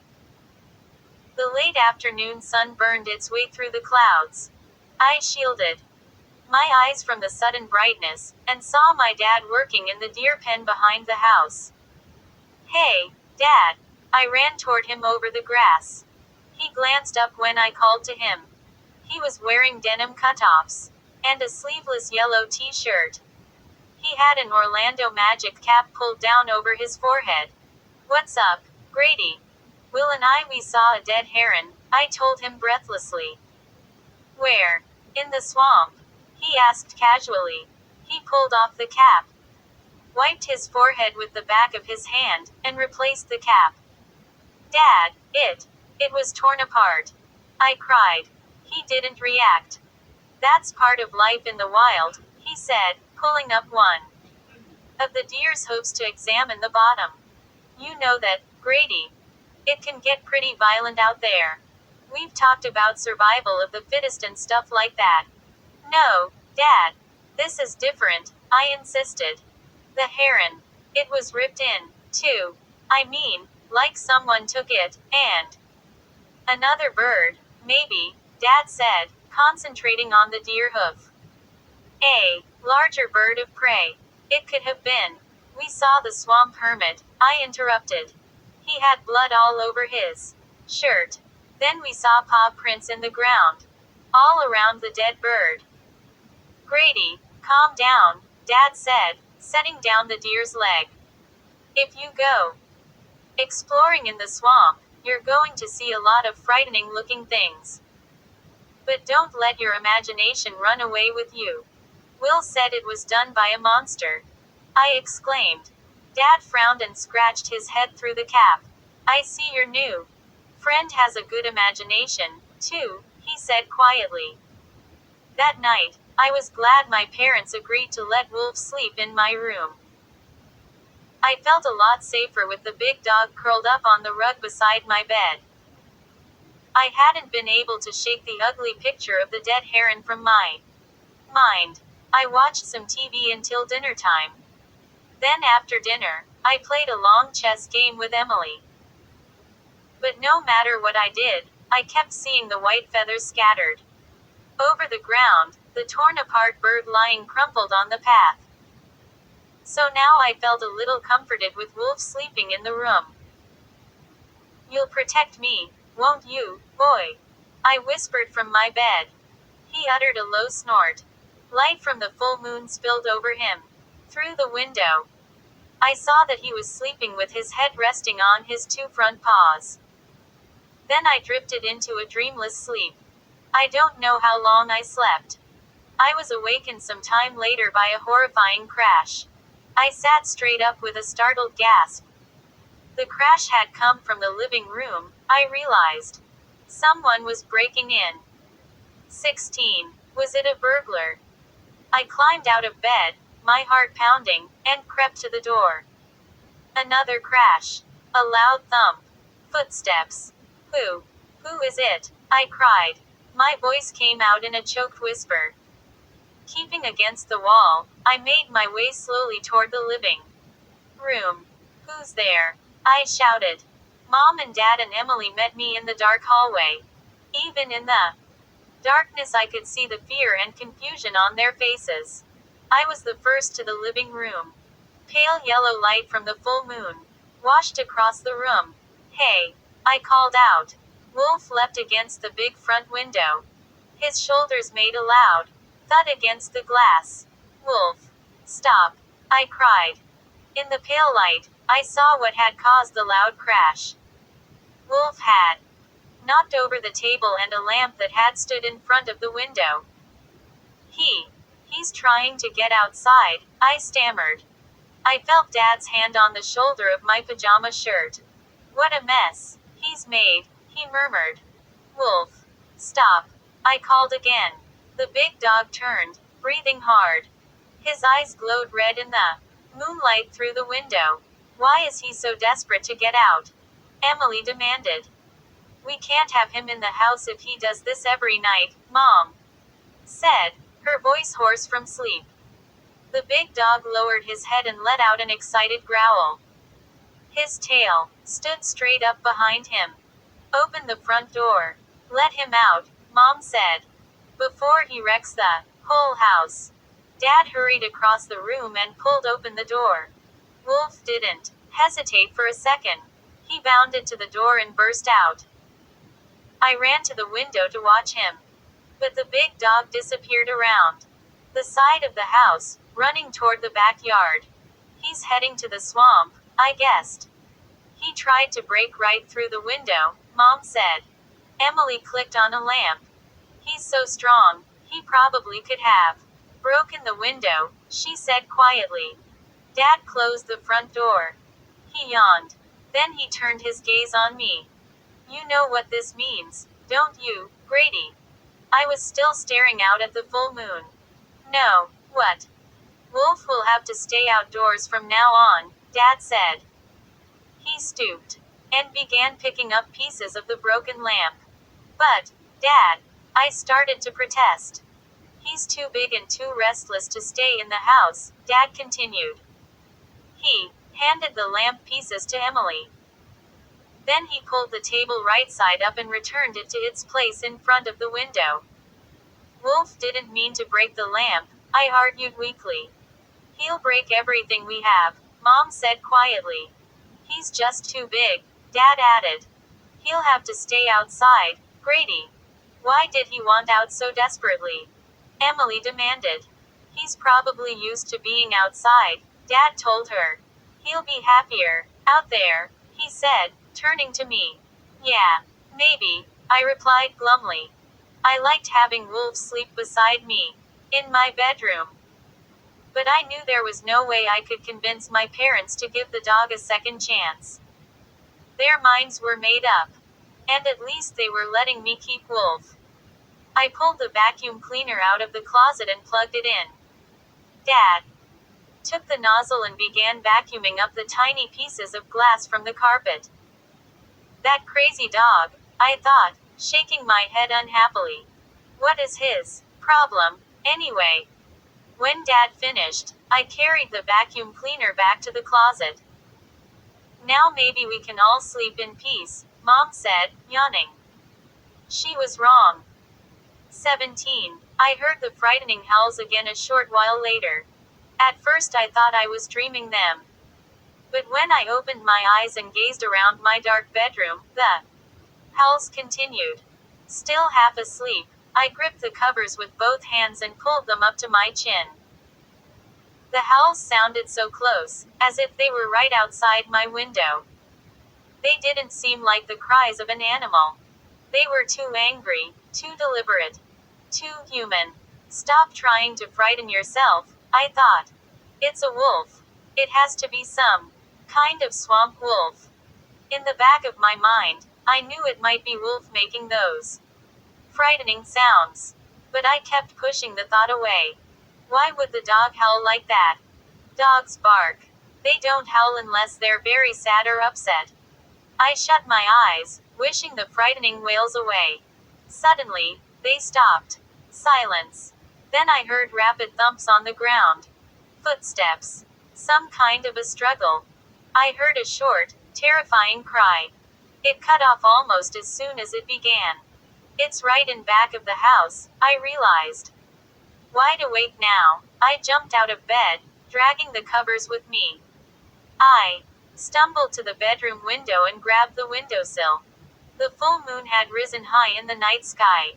The backyard stretched out silvery in the moonlight, the dewy grass shimmering in the bright light. Pressing my forehead against the window pane, I peered out toward the dark swamp. I uttered a near-silent gasp when I saw the shadowy creature running toward the trees.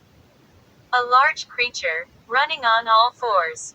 It was only a black outline fading into the darkness. But I could see how big it was, and I could see how fast it was running. And I heard its howls. Triumphant howls, I thought. Is it Wolf? I wondered. I peered out the window without moving, even though the darkness had swallowed the creature up. I could see only the outline of distant trees. But I could still hear the howls rising and falling on the heavy night air. Is it Wolf? It can't be Wolf. Can it? I lowered my gaze. My breath caught in my throat. I saw something in the middle of the backyard, a few feet from the deer pen. At first I thought it was a pile of rags. My hands trembled as I pulled open my window. I had to get a better look. I had to see what that was in the backyard. I pulled up my pajama bottoms.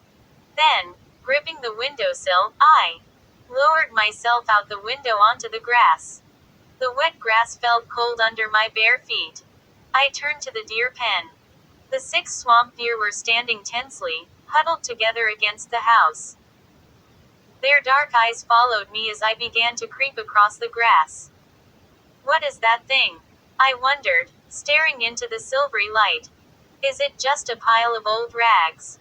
No. What is it? 18. My bare feet felt cold and wet as I made my way slowly across the dew-covered grass. The night air was heavy and still, still as death. When I came close enough to see what was lying in a heap on the grass, I uttered a faint cry and started to gag. I pressed a hand against my mouth and swallowed hard. I realized I was staring down at a rabbit. Its small, black eyes were frozen open in terror. One of its ears had been pulled off. The rabbit had been ripped open, nearly torn in half. I forced myself to look away. My stomach still heaving, I hurried back over the wet grass to my open window and scrambled back in.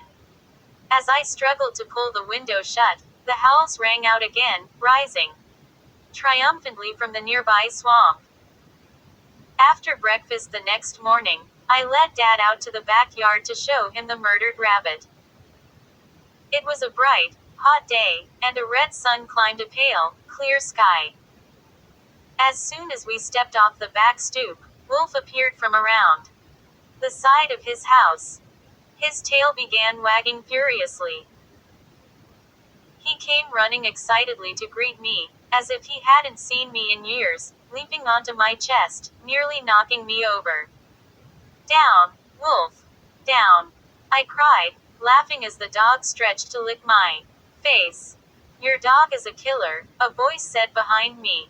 I turned to see that Emily had followed us. She was wearing a red t-shirt over white tennis shorts. She had her arms crossed in front of her, and she was glaring disapprovingly at Wolf. Look what he did to that poor bunny rabbit, she said, shaking her head. Whoa. Hold on, I replied, petting Wolf's gray fur. Who said Wolf did this? Who else would have done it? Emily demanded. He's a killer. Oh, yeah. Look how gentle he is, I insisted. I put my wrist in Wolf's mouth. He clamped down gently on it, being careful not to hurt me. Wolf may be a bit of a hunter, Dad said thoughtfully.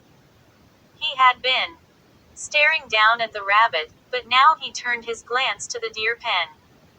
Huddled together at one end of the pen, the deer were all staring warily at Wolf.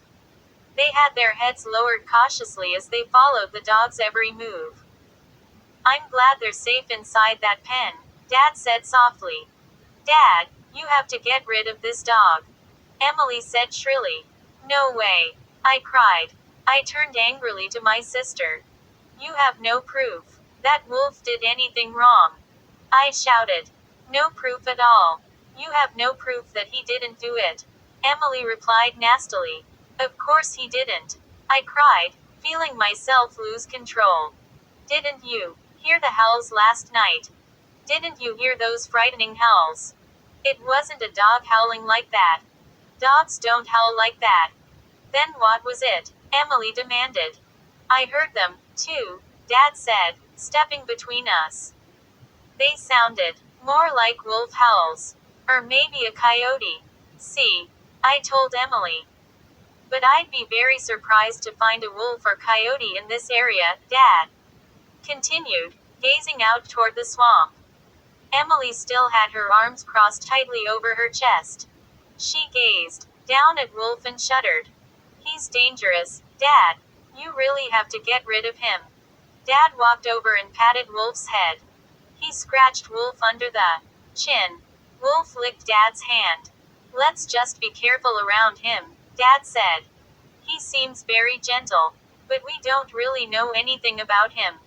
Do we? So let's be very careful, okay? I'm going to be careful, Emily replied, narrowing her eyes at Wolf. I'm going to stay as far away from that monster as I can. She turned and stormed back to the house. Dad made his way to the shed to get a shovel and box to carry away the dead rabbit in. I dropped to my knees and hugged Wolf's broad neck. You aren't a monster, are you, boy? I asked. Emily is crazy, isn't she? You're not a monster. That wasn't you I saw running toward the swamp last night, was it? Wolf raised his deep blue eyes to mine.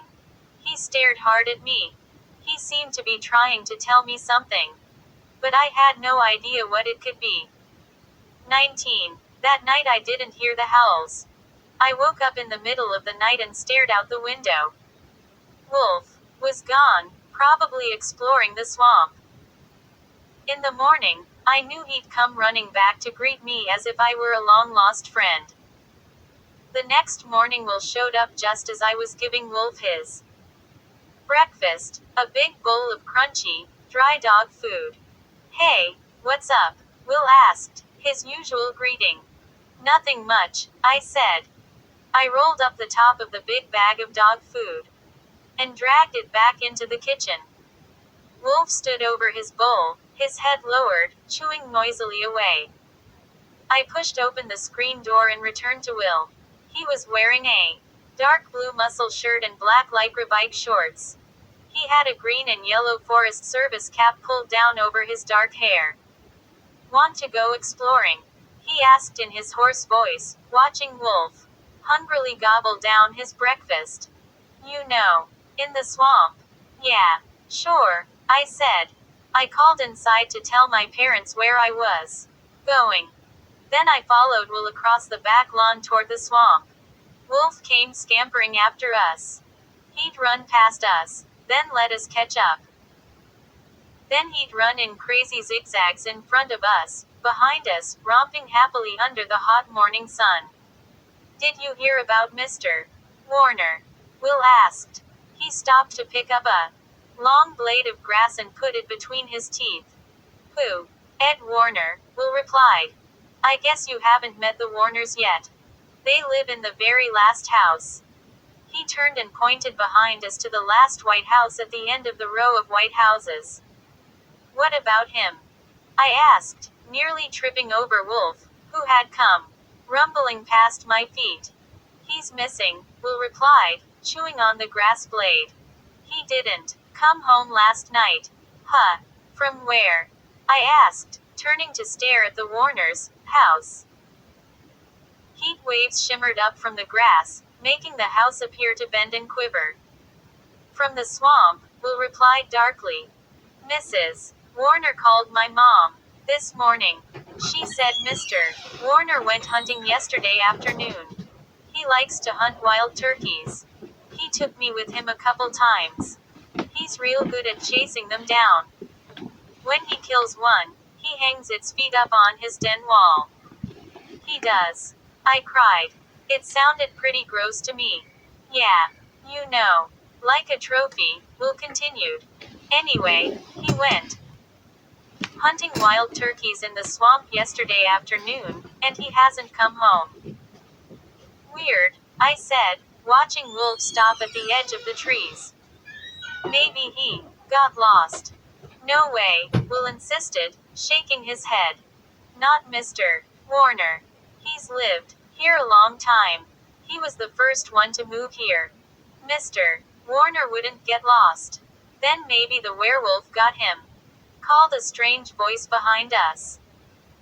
20. Startled, we both spun around to see a girl about our age. She had rust-colored red hair tied in a ponytail on one side. She had cat-like green eyes, and a short stub of a nose, and freckles all over her face. She was wearing faded red denim jeans and a t-shirt with a grinning green alligator on the front. Cassie, what are you doing here? Will demanded. Following you, she replied, making a face at him. She turned to me. You're the new kid, Grady, right? Will told me about you. Hi, I said awkwardly. He told me a girl lived in the neighborhood. But he didn't tell me much about you. What's to tell? Will teased. I'm Cassie O'Rourke, she said.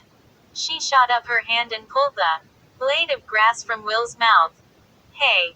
He playfully tried to slug her, but missed. What did you say about a werewolf? I asked. Don't start with that stuff again, Will grumbled to Cassie. It's so stupid. You're just afraid, Cassie accused. No, I'm not. It's too stupid, Will insisted. We stepped into the shade of the trees at the swamp edge. A funnel.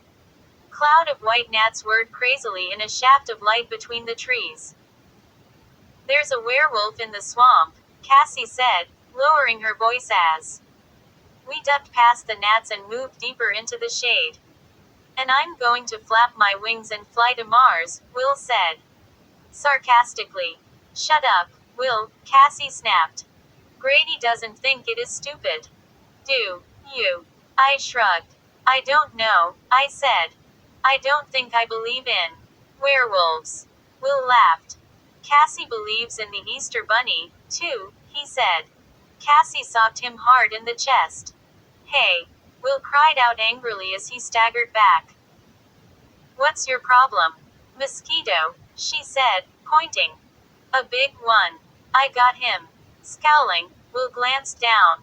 I don't see any mosquito. Give me a break, Cassie. We made our way along the winding path. It had rained the day before. The ground was marshier than usual. We kept slipping in the soft mud. Do you hear the howling sounds at night? I asked Cassie. That's the werewolf, she replied softly. Her green cat eyes burned into mine. I'm not kidding around, Grady. I'm serious. Those howls aren't human. Those howls come from a werewolf who has just killed. Will snickered. You've got a good imagination, Cassie. I guess you watch a lot of scary movies on TV, huh? Real life is scarier than the movies, she said, lowering her voice to a whisper. Ooh, stop. You're making me shake all over. Will exclaimed, sarcastically. She didn't reply. She was still staring at me as we walked. You believe me, don't you? I don't know, I said. The bog came into view. The air became heavier, wetter. The tall weeds on the other side stood straight up. The bog gurgled quietly. Two big flies danced over the dark green surface. There's no such thing as werewolves, Cassie, Will muttered. Searching for something to throw into the bog. He grinned at her. Unless maybe you're one. She rolled her eyes. Very funny. She made biting motions with her teeth as if she were going to bite him. I heard a rustling sound across the oval-shaped bog. The tall weeds suddenly parted, and Wolf appeared at the edge of the water. What does the werewolf look like? Will asked sarcastically. Does it have red hair and freckles? Cassie didn't reply. I turned to see a look of terror freeze on her face. Her green eyes grew wide, and her freckles seemed to fade. There's the werewolf. She stammered in a choked whisper. She pointed. Feeling a chill of fear, I turned to see where she was pointing. To my horror, she was pointing right at Wolf. 21. No, I started to protest. But then I saw that I had misunderstood. Cassie wasn't pointing at Wolf. She was pointing to the figure moving through the tall weeds behind the dog. The swamp hermit. I saw him walking quickly behind the weeds, his shoulders bent, his mangy head bobbing with each step. As he moved into a small break in the weeds, I could see why he was leaning forward. He carried something over one shoulder. A bag of some sort. Wolf started to growl. The hermit stopped walking. It wasn't a bag slung over his shoulder, I saw. It was a turkey. A wild turkey. A chilling thought burst into my mind. Had he taken it from Mr. Warner? Was Cassie right about the swamp hermit? Was he a werewolf? Had he done something horrible to Mr. Warner and claimed the wild turkey as his prize? I tried to dismiss these horrible thoughts. They were crazy. Impossible. But Cassie looked so frightened, staring across the gurgling green bog. at the wild-eyed hermit. And the howls at night, the howls had been so frightening, so human. And the dead animals I'd seen, torn so brutally apart, as if by a werewolf. Wolf uttered another warning growl. He stared at the hermit, his tail standing stiffly behind him, his fur rising up on his back. The hermit moved quickly. I saw his dark eyes flash just before he disappeared behind the weeds. It's him, Cassie cried, still pointing. It's the werewolf. Cassie. Shut up, Will warned. He'll hear you. I swallowed hard, frozen in place by my fear. I saw the weeds tremble across the bog. I heard rustling sounds growing closer. Run! Will cried, his hoarse voice shrill and frightened. Come on, run. Too late. The swamp hermit burst out of the weeds right behind us. I'm the werewolf, he shrieked. His eyes were wild, excited. His face, surrounded by his long, tangled hair, was bright red. I'm the werewolf. He had heard Cassie. Laughing at the top of his lungs, he tossed up both hands, then began to swing the turkey in a wide circle over his head. I'm the werewolf, he cried. Cassie, Will, and I all cried out at the same time. Then we started to run. Out of the corner of my eye, I could see Wolf. He hadn't moved from his spot across the bog. But now, as I started to run, he came bounding toward us, barking excitedly. I'm the werewolf, the hermit shrieked. He howled with laughter, still swinging the turkey as he chased after us.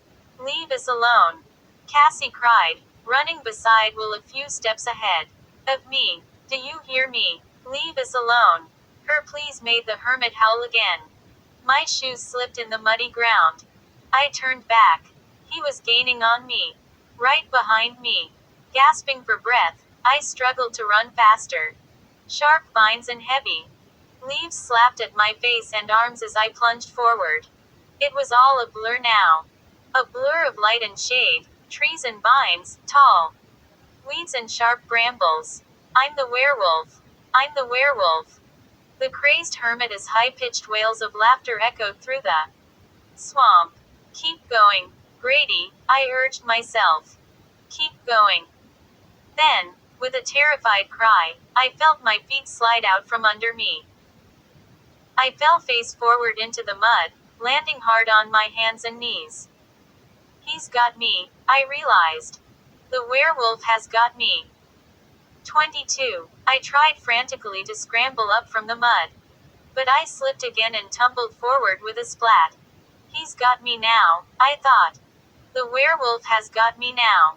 I cannot escape. My muscles all froze in panic.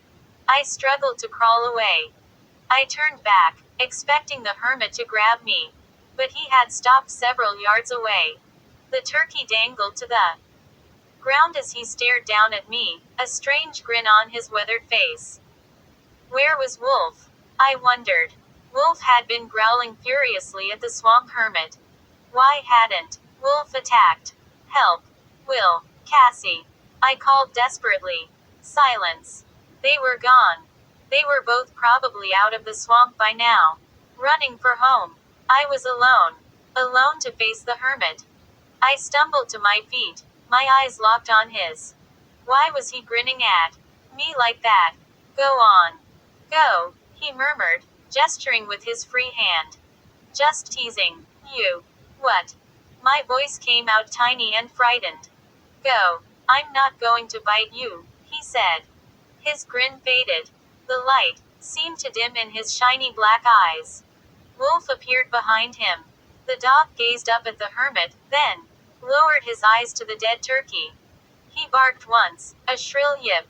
But I could see that Wolf had relaxed. He had no intention of attacking the hermit. This dog yours? The hermit asked, eyeing Wolf warily. Yeah, I replied, still breathing hard. I found him. Watch out for him, the hermit said sharply. Then he turned in. Hoisting the large bird on his shoulder, headed back into the weeds. Watch out for him. I stammered. What do you mean? But the hermit didn't reply. I could hear him brushing the tall weeds away as he disappeared back into the swamp. What do you mean? I called after him. But he was gone. The swamp was silent now except for the chirping and clicking of insects and the dry sound of palm leaves brushing against each other. I stared straight ahead at the tall weeds. I guess I expected the swamp hermit to return, to burst back into view, to attack again. Two white moths fluttered together over the weeds. Nothing else moved. He was teasing us, he had said. That's all it was, just teasing. I swallowed hard. Then I forced myself to breathe normally again. After a while, I lowered my gaze to Wolf.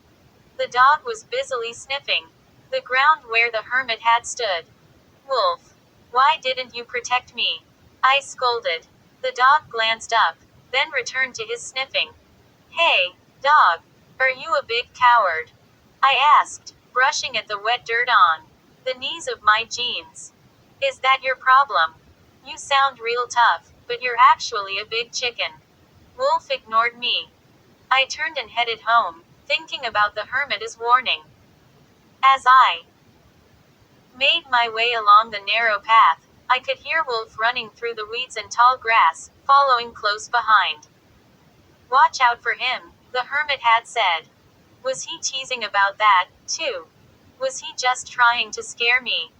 The strange man saw that Will, Cassie, and I were afraid of him. So he decided to have some fun with us. That's all it was, I decided. He heard Cassie call him a werewolf. So he decided to give us a real scare. As I walked along the marshy ground under the shade of the tilted palm trees, my mind spun with thoughts about Cassie and Will and Wolf and werewolves. I didn't see the snake until I stepped on it. I glanced down in time to see its bright green head shoot forward. I felt a sharp stab of pain as its fangs dug into my ankle. The pain jolted up my leg. I uttered a choked gasp before I crumpled to the ground. 23. I hit the ground and curled into a tight ball as the pain throbbed through my body. Red dots formed in my eyes. The dots grew larger and larger until I saw only red. The color shimmered in rhythm to the throbbing pain. Through the curtain of red, I saw the snake slither into the bushes. I grabbed my ankle, trying to force the pain down. Slowly, the red faded, then vanished, leaving only the pain. My hand suddenly felt wet. Blood. I glanced down to see Wolf licking my hand. Fierce licking, as if trying to cure me, trying to make everything okay again. Despite the pain, I laughed. It's okay, boy, I said. I'm okay. He kept licking my hand until I climbed to my feet.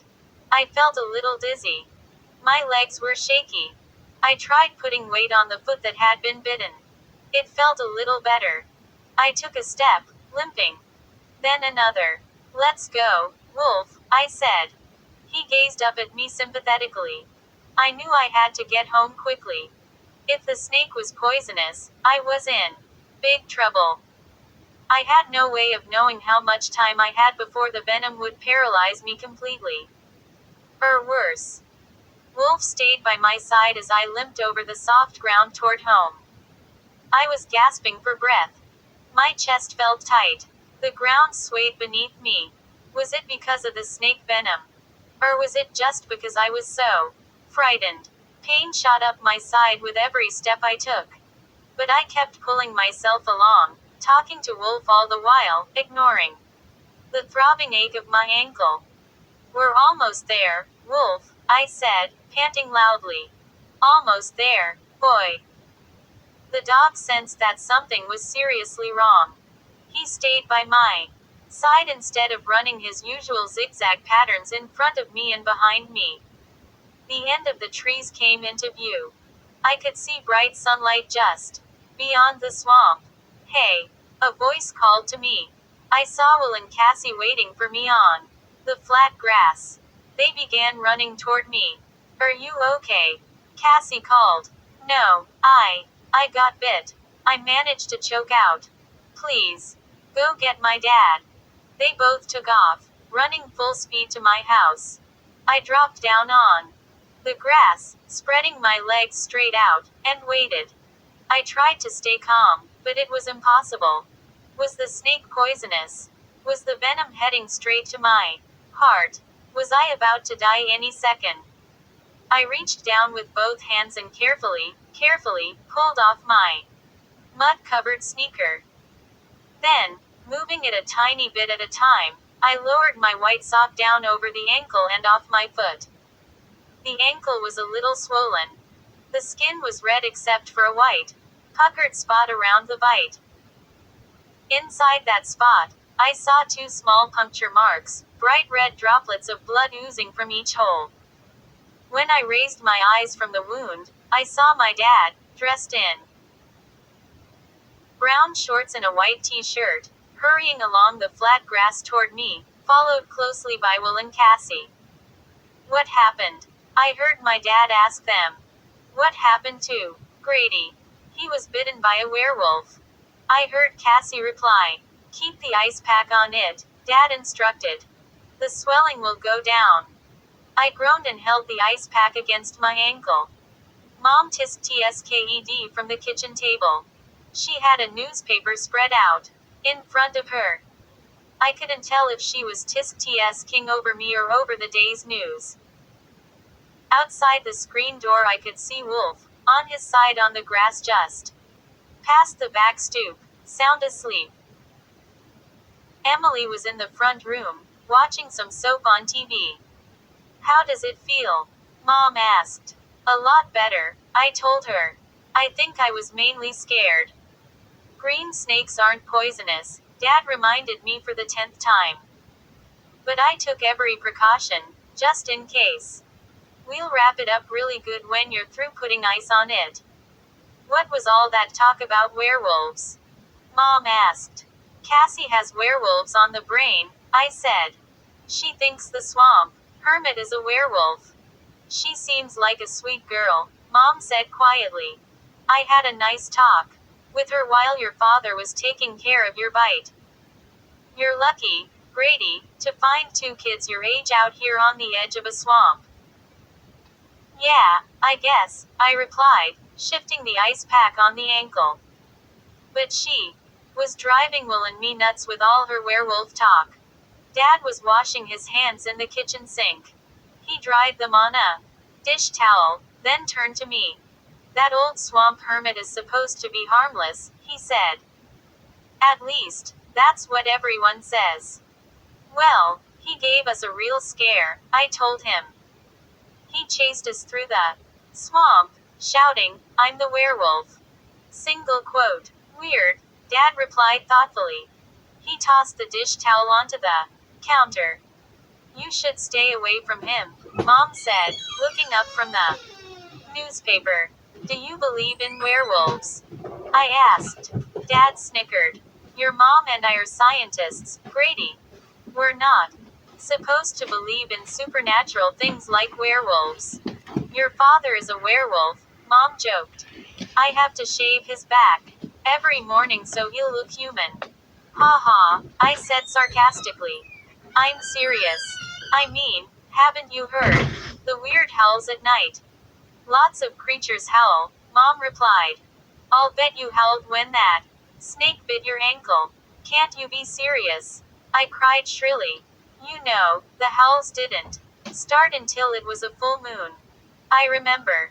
The howls didn't start until that dog showed up. Emily called from the front room. Emily, give me a break. I shouted. Your dog is a werewolf. Emily called. Enough werewolf talk, Mom muttered. Look, I've got hair growing on my palms. She held up her hands. That's just ink off the newspaper, Dad said. He turned to me. See, there's a scientific explanation for everything. I really would like to be taken seriously, I said through clenched teeth. Well, Dad glanced outside. Wolf had rolled onto his back and was sleeping with all four legs up in the air. The moon will look full for only 2 more nights, Dad told me. Tonight and tomorrow night. If the howls stop after tomorrow night, we'll know it was a werewolf, howling at the full moon. Dad chuckled. He thought it was all a big joke. We had no idea that something was about to happen that night that might change his opinion about werewolves. Forever. 24. Will and Cassie came over after dinner. Mom and Dad were still loading dishes into the dishwasher and cleaning up. Emily had hurried into town to go to the only movie playing. I was walking around pretty well. The ankle barely hurt at all. Dad's a pretty good doctor, I guess. The three of us settled in the front room, and we instantly got into an argument about werewolves. Cassie insisted that the swamp hermit wasn't kidding, that he really was a werewolf. Will told her she was a complete jerk. He only chased us because he heard you call him a werewolf, he told Cassie angrily. Why do you think he lives by himself way deep in the swamp? Cassie demanded of Will. Because he knows what happens to him when the moon is full, and he doesn't want anyone else to know it. Then why did he scream to us that he was a werewolf this afternoon? Will asked impatiently. Because he was just joking, that's why. Come on, guys. Let's change the subject, I said. My parents are both scientists, and they say there's no proof that werewolves exist. That's what scientists always say, Cassie insisted. They're right, Will said. There are no werewolves except in movies. You're a real jerk, Cassie. You're a jerk. Cassie shouted back. I could see they'd had fights like this before. Let's play a game or something, I suggested. Want to play some Nintendo? It's in my room. Mr. Warner still hasn't shown up, Cassie told Will, ignoring me. She tugged at her red ponytail, then tossed it behind her head. You know why. Because he was murdered by the werewolf. Don't be stupid, Will said. How do you know? Maybe you're the werewolf. I told Cassie. Will laughed. Yeah. That's why you're such an expert, Cassie. Oh, shut up, Cassie grumbled. You look more like a werewolf than me, Will. You look like a vampire. He told her.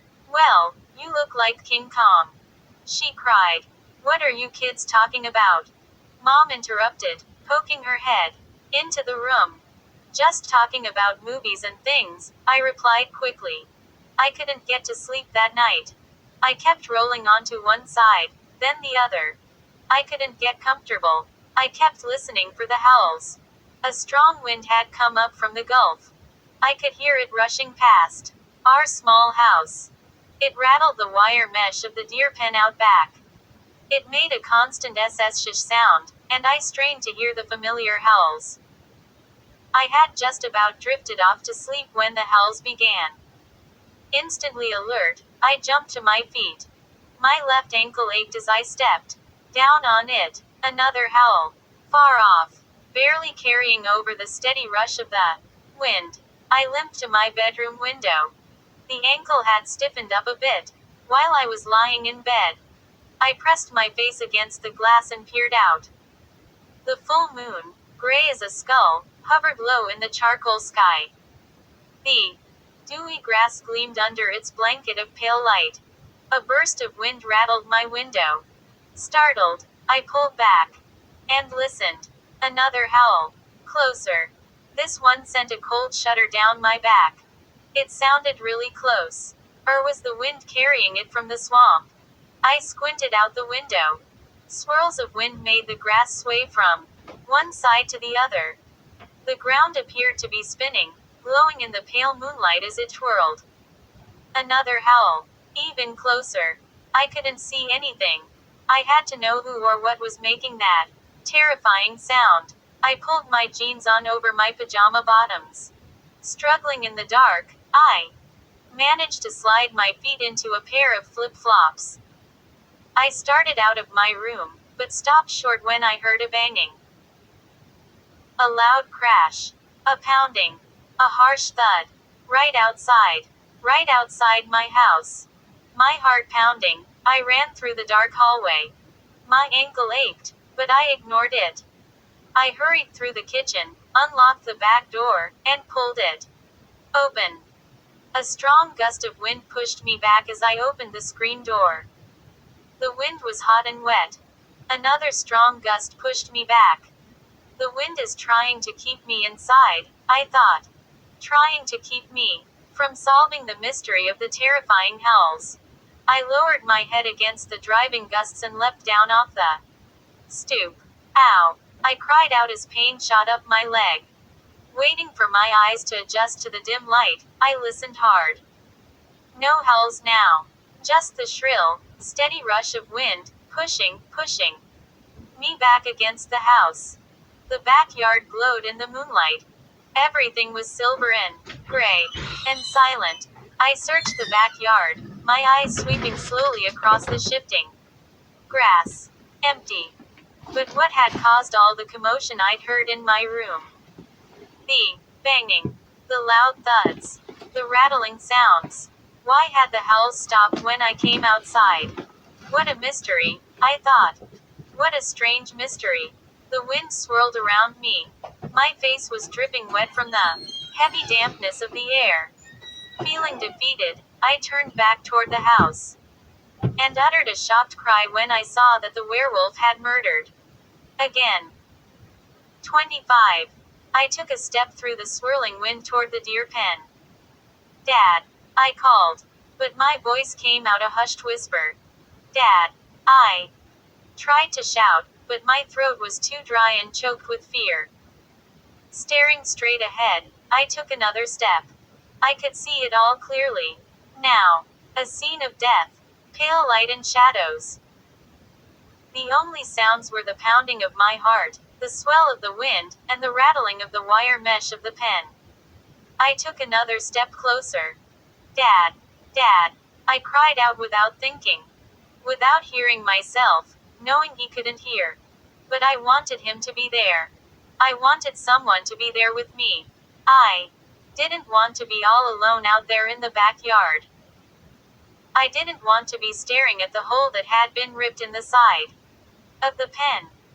I didn't want to see the murdered deer lying so pitifully on its side. The 5 remaining deer huddled together at the other end of the pen. Their eyes were on me. Frightened eyes.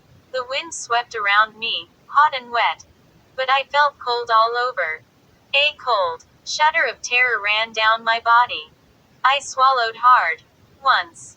Twice. Trying to choke down the heavy lump in my throat. Then, before I even realized what I was doing, I began running to the house, screaming, Dad! Mom! Dad! Mom! At the top of my lungs. My cries rose on the gusting wind like the terrifying howls I'd heard just a few moments before. His pajama shirt flapping over the jeans he had pulled on, Dad dragged the dead deer to the back of the yard. Then, as I watched from the kitchen window, he patched the deer pen with a large sheet of box cardboard. As he tried to return to the house, the strong winds nearly blew the screen door off its hinges. Dad jerked the door shut, then locked it. His face was dripping with perspiration. He had mud down the side of one pajama sleeve. Mom poured him a glass of water from the sink, and he drank it down without taking a breath. Then he wiped the sweat from his forehead with a dish towel. I'm afraid your dog is a killer, he said softly to me. He tossed the towel back onto the counter. It wasn't Wolf. I cried. It wasn't. Dad didn't reply. He took a deep breath, then let it out slowly. Mom and Emily watched silently from in front of the sink. What makes you think it was Wolf? I demanded. I saw the prints on the ground, he replied, frowning. Paw prints. It wasn't Wolf, I insisted. I'm going to have to take him to the pound in the morning, Dad said. The one over in the next county. But they'll kill him. I cried. The dog is a killer, Dad insisted softly. I know how you feel, Grady. I know. But the dog is a killer. It wasn't Wolf, I cried. Dad, I know it wasn't Wolf. I heard the howls, Dad. It was a wolf. Grady, please. He started wearily. Then the words just burst out of me. I lost all control of them. They just poured out in a flood. It was a werewolf, Dad. There's a werewolf in the swamp. Cassie is right. It wasn't a dog, and it wasn't a wolf. It's a werewolf who's been killing animals, who killed your deer. Grady, stop. Dad pleaded impatiently. But I couldn't stop. I know I'm right, Dad, I cried in a shrill voice. That didn't sound like me. It's been a full moon this week, right? And that's when the howls began. It's a werewolf, Dad. The swamp hermit. That crazy guy who lives in the shack in the swamp. He's a werewolf. He told us he is. He chased us and he told us he's a werewolf. He did it, Dad. Not Wolf. He killed the deer tonight. I heard him howling outside, and then, my voice caught in my throat. I started to choke. Dad filled the glass with water and handed it to me. I gulped it down, thirstily. He put a hand on my shoulder. Grady, let's talk about it in the morning, okay? We're both too tired to think straight now. What do you say? It wasn't Wolf. I cried stubbornly. I know it wasn't.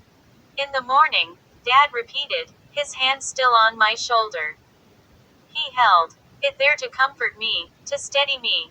I felt shaky. I was panting. My heart pounded. Yeah, okay, I agreed finally. In the morning, I made my way slowly to my room, but I knew I wouldn't sleep. The next morning, Dad was gone when I got up. He went to the lumber yard, Mom told me, to get wire mesh to repair the pen. I yawned and stretched. I had fallen into a restless sleep at about 2:30. But I still felt tired and nervous. Is Wolf out there? I asked anxiously. I ran to the kitchen window. Before she could reply, I could see Wolf at the head of the driveway. He had a blue rubber ball between his front paws, and he was chewing at it furiously. Betty's hungry for breakfast, I muttered. I heard the crunch of gravel, and Dad's car pulled up the drive.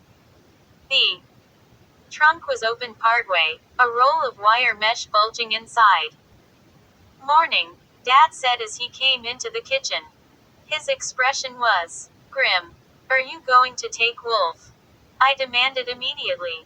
My eyes were on the dog, chewing on the rubber ball outside. He looked so cute.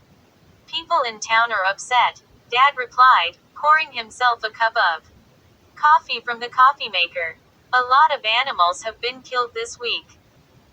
And a guy who lives down the way, Ed Warner, has disappeared in the swamp. People are very worried. They've heard the howls, too. Are you taking Wolf away? I repeated shrilly, my voice trembling. Dad nodded. His expression remained grim. He took a long sip of coffee. Go look at the paw prints outside the pen, Grady, he said, locking his eyes on mine. Go ahead. Take a look. I don't care about prints, I moaned. I just know. I can't take any more chances, Dad said. I don't care. He's my dog. I screamed. Grady. Dad set down the cup and started toward me. But I burst past him and ran to the door. Pushing open the screen door, I leapt off the back stoop. Wolf stood up as soon as he saw me. His tail started to wag. Leaving the blue rubber ball behind, he began loping toward me eagerly. Dad was right behind me. I'm going to take the dog away now. Grady, he said. Do you want to come along? No, I cried. I have no choice, Dad said, his voice just above a whisper.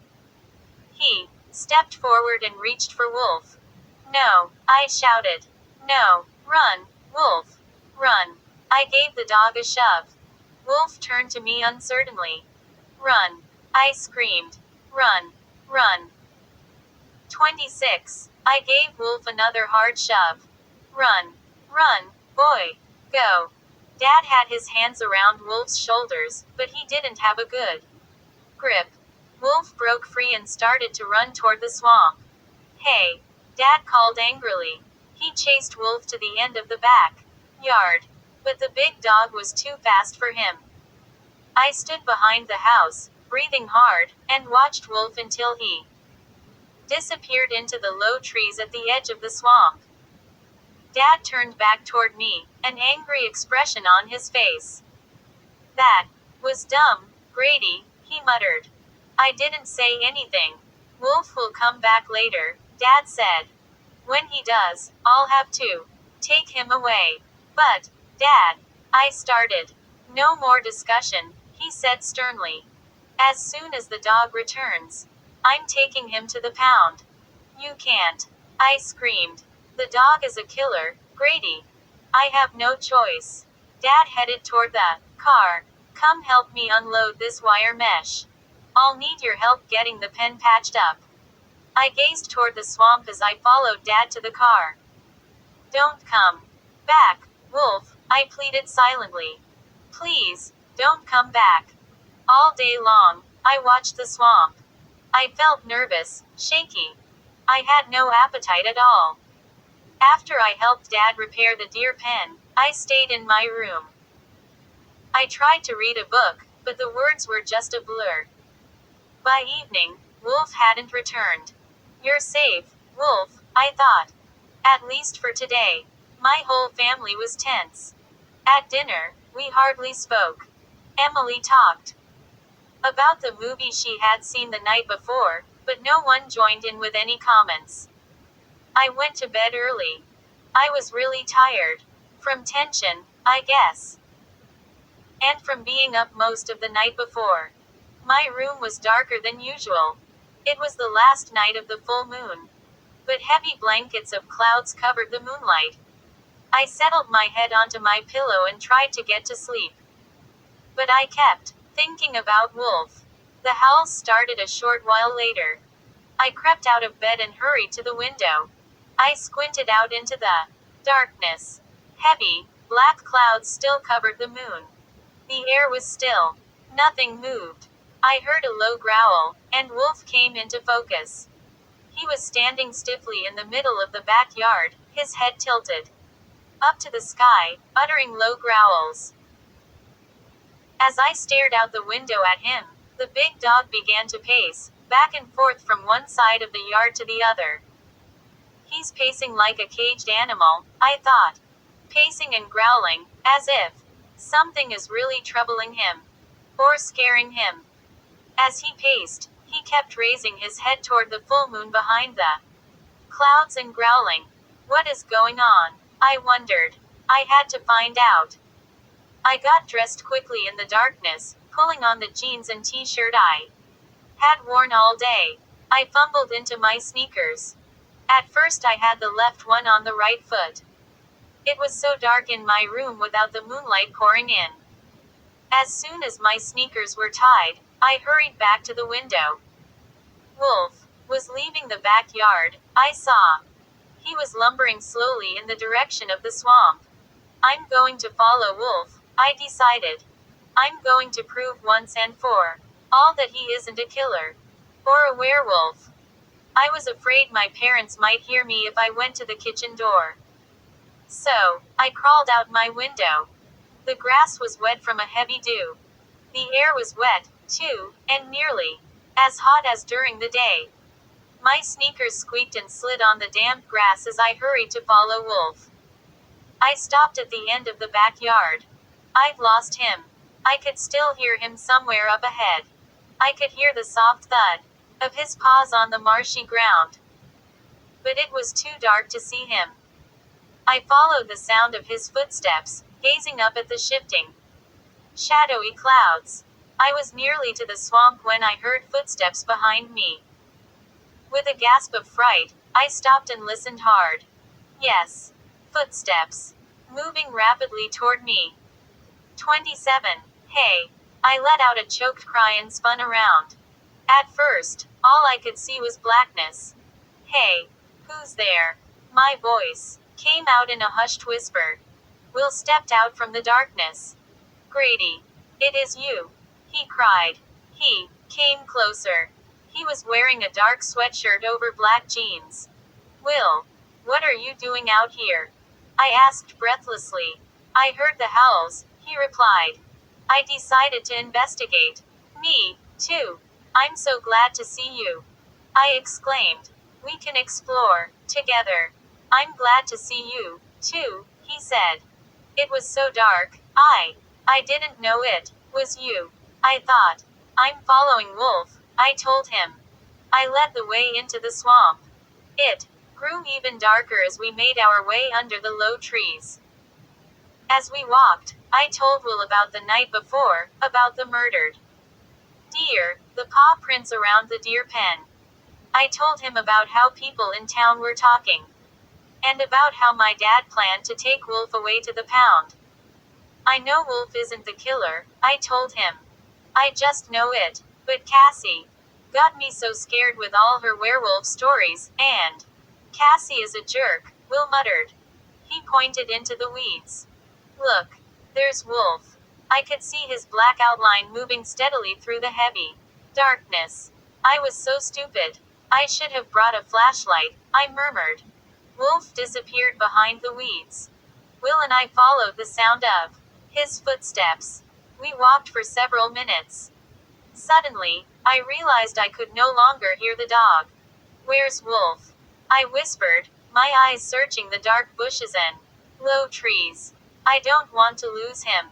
He went this way, Will called back to me. Follow me. Our sneakers slid over the damp, marshy ground. I slapped at a mosquito on the back of my neck. Too late. I could feel warm blood. Deeper into the swamp. Past the bog, eerily silent now. Hey, Will, I stopped. And searched. Oh. A soft cry escaped my lips as I realized I had lost him. Somehow we had gotten separated. I heard rustling up ahead. The crack of twigs. The whispering brush of weeds being stepped on and pushed out of the way. Will, is that you? Or was it Wolf? Will, where are you? Pale light suddenly washed over me, washed slowly over the ground. Glancing up, I saw the heavy clouds pull away. The yellow full moon hovered high in the sky. As the light slowly swept over the swamp, a low structure came into view straight ahead of me. At first, I couldn't figure out what it was. Some kind of gigantic plant. No, as the moonlight shone down, I realized I was staring at the swamp. Hermit's shack. I stopped, frozen in sudden fear. And then the howls began. The frightening sound tore through the heavy silence. A horrifying wail, so loud, so nearby, rose on the still air, rose and then fell. The sound was so terrifying, I raised my hands to cover my ears. The swamp hermit. I thought. He is a werewolf. I knew he was the werewolf. I've got to get away from here, I realized. I've got to get home. I turned away from the small shack. My legs were trembling so hard, I didn't know if I could walk. Got to go, got to go, got to go, the words repeated in my mind. But before I could move, the werewolf burst out from behind a tree. And, howling its hideous howl, leapt onto my shoulders and shoved me to the ground. 28. As the yellow light of the full moon shone down, I gazed into the face of the werewolf as it pinned me to the ground. Its dark eyes glared out at me from a human face, covered in wolf fur. It howled its rage, its animal snout opening wide to reveal two gleaming rows of wolf fangs. It's a human wolf. I realized to my terror. A werewolf. Get off. I shrieked. Will. Get off me. It was Will. The werewolf was Will. Even through the thick, matted wolf fur, I could recognize his dark features, his small, black eyes, his thick, stubby neck. Will. I screamed. I struggled to push him away, to squirm out from under. But he was too powerful. I couldn't move. Will, get off. He raised his fur-covered face to the moon and uttered an animal howl.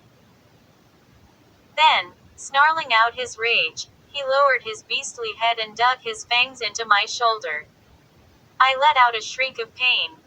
Blinding flashes of red filled my eyes. I thrust out my hands, kicked my legs, struggled blindly to free myself. But he had animal strength. He was much too strong for me.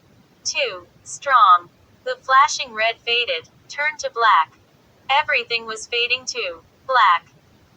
I could feel myself sinking down a black tunnel, sinking forever into deep, endlessly deep darkness.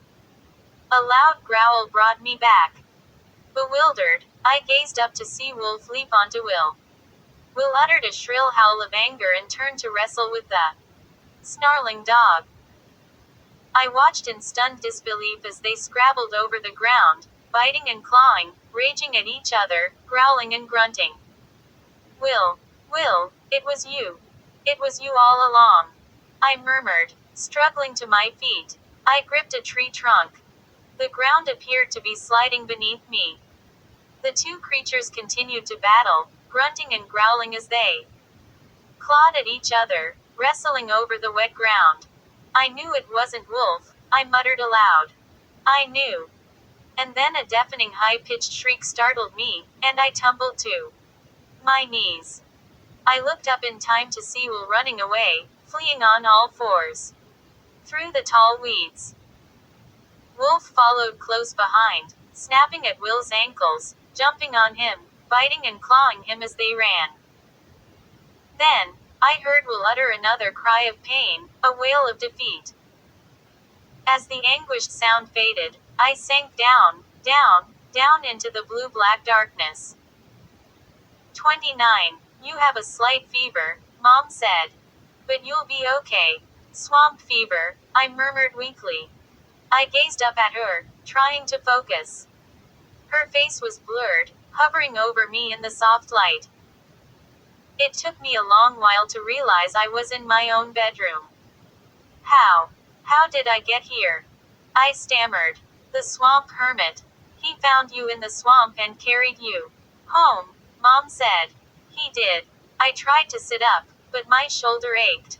To my surprise, it was tightly bandaged. The werewolf. Will. He bit me, I said, swallowing hard. Dad's face hovered beside Mom's. What are you saying, Grady? Why do you keep muttering about a werewolf? I pulled myself up a little and told them the whole story. They listened in silence, glancing at each other from time to time as I talked. Will is a werewolf, I concluded. He changed. Under the full moon. He changed into a wolf, and I'm going to check this out right now, Dad said, staring intently down at me. Your story is crazy, Grady. Just crazy. Maybe it is the fever. I don't know. But I'm going right over to your friend's house and see what's what. Dad. Be careful, I called after him. Be careful. Dad returned a short while later, a bewildered look on his face. I was sitting in the living room, feeling a lot better, a big bowl of popcorn in my lap. There's no one there, Dad said, scratching his head. Huh? What do you mean? Mom asked. The house is empty, Dad told us. Deserted. It doesn't look like anyone has lived there in months. Wow, Grady, you certainly have strange friends. Emily exclaimed, rolling her eyes. I don't get it, Dad said, shaking his head. I didn't, either. But I didn't care. Will was gone. The werewolf was gone for good. So can I keep Wolf? I asked Dad, climbing up from the chair and crossing the room to him. Wolf saved my life. Can I keep him? Dad stared back at me thoughtfully, but didn't reply. The swamp hermit told us he saw the dog chase some kind of animal away from Grady, Mom said. Probably a squirrel, Emily joked. Emily, give me a break, I groaned. Wolf really saved my life, I Told them. I guess you can keep him, Dad said reluctantly. Yay. I thanked him and eagerly made my way to the backyard to give Wolf a happy hug. That all happened nearly a month ago. Since then, Wolf and I have had a wonderful time exploring the swamp. I've gotten to know just about every inch of Fever Swamp. It's like my second home. Sometimes Wolf and I let Cassie come along exploring with us. She's kind of fun, even though she's always on the lookout for werewolves. I really wish she'd just drop the subject. I'm standing at my bedroom window now, watching the full moon rising over the distant trees. This first full moon in a month makes me think of Will. Will may be gone, but he changed my life. I know I'll never forget him. I can feel the fur sprouting on my face. My snout is expanding, and my fangs are sliding out between my dark lips. Yes, when he bit me, Will passed the curse on to me. But I don't mind. I'm not upset. I mean, with Will out of the way, the swamp is now mine. All mine. I'm climbing out of my window now. There's Wolf waiting for me, eager to do some night exploring.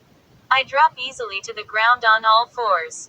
I raise my fur-covered face to the moon and utter a long, joyful howl. Let's go, Wolf. Let's hurry to Fever Swamp. I'm ready to hunt.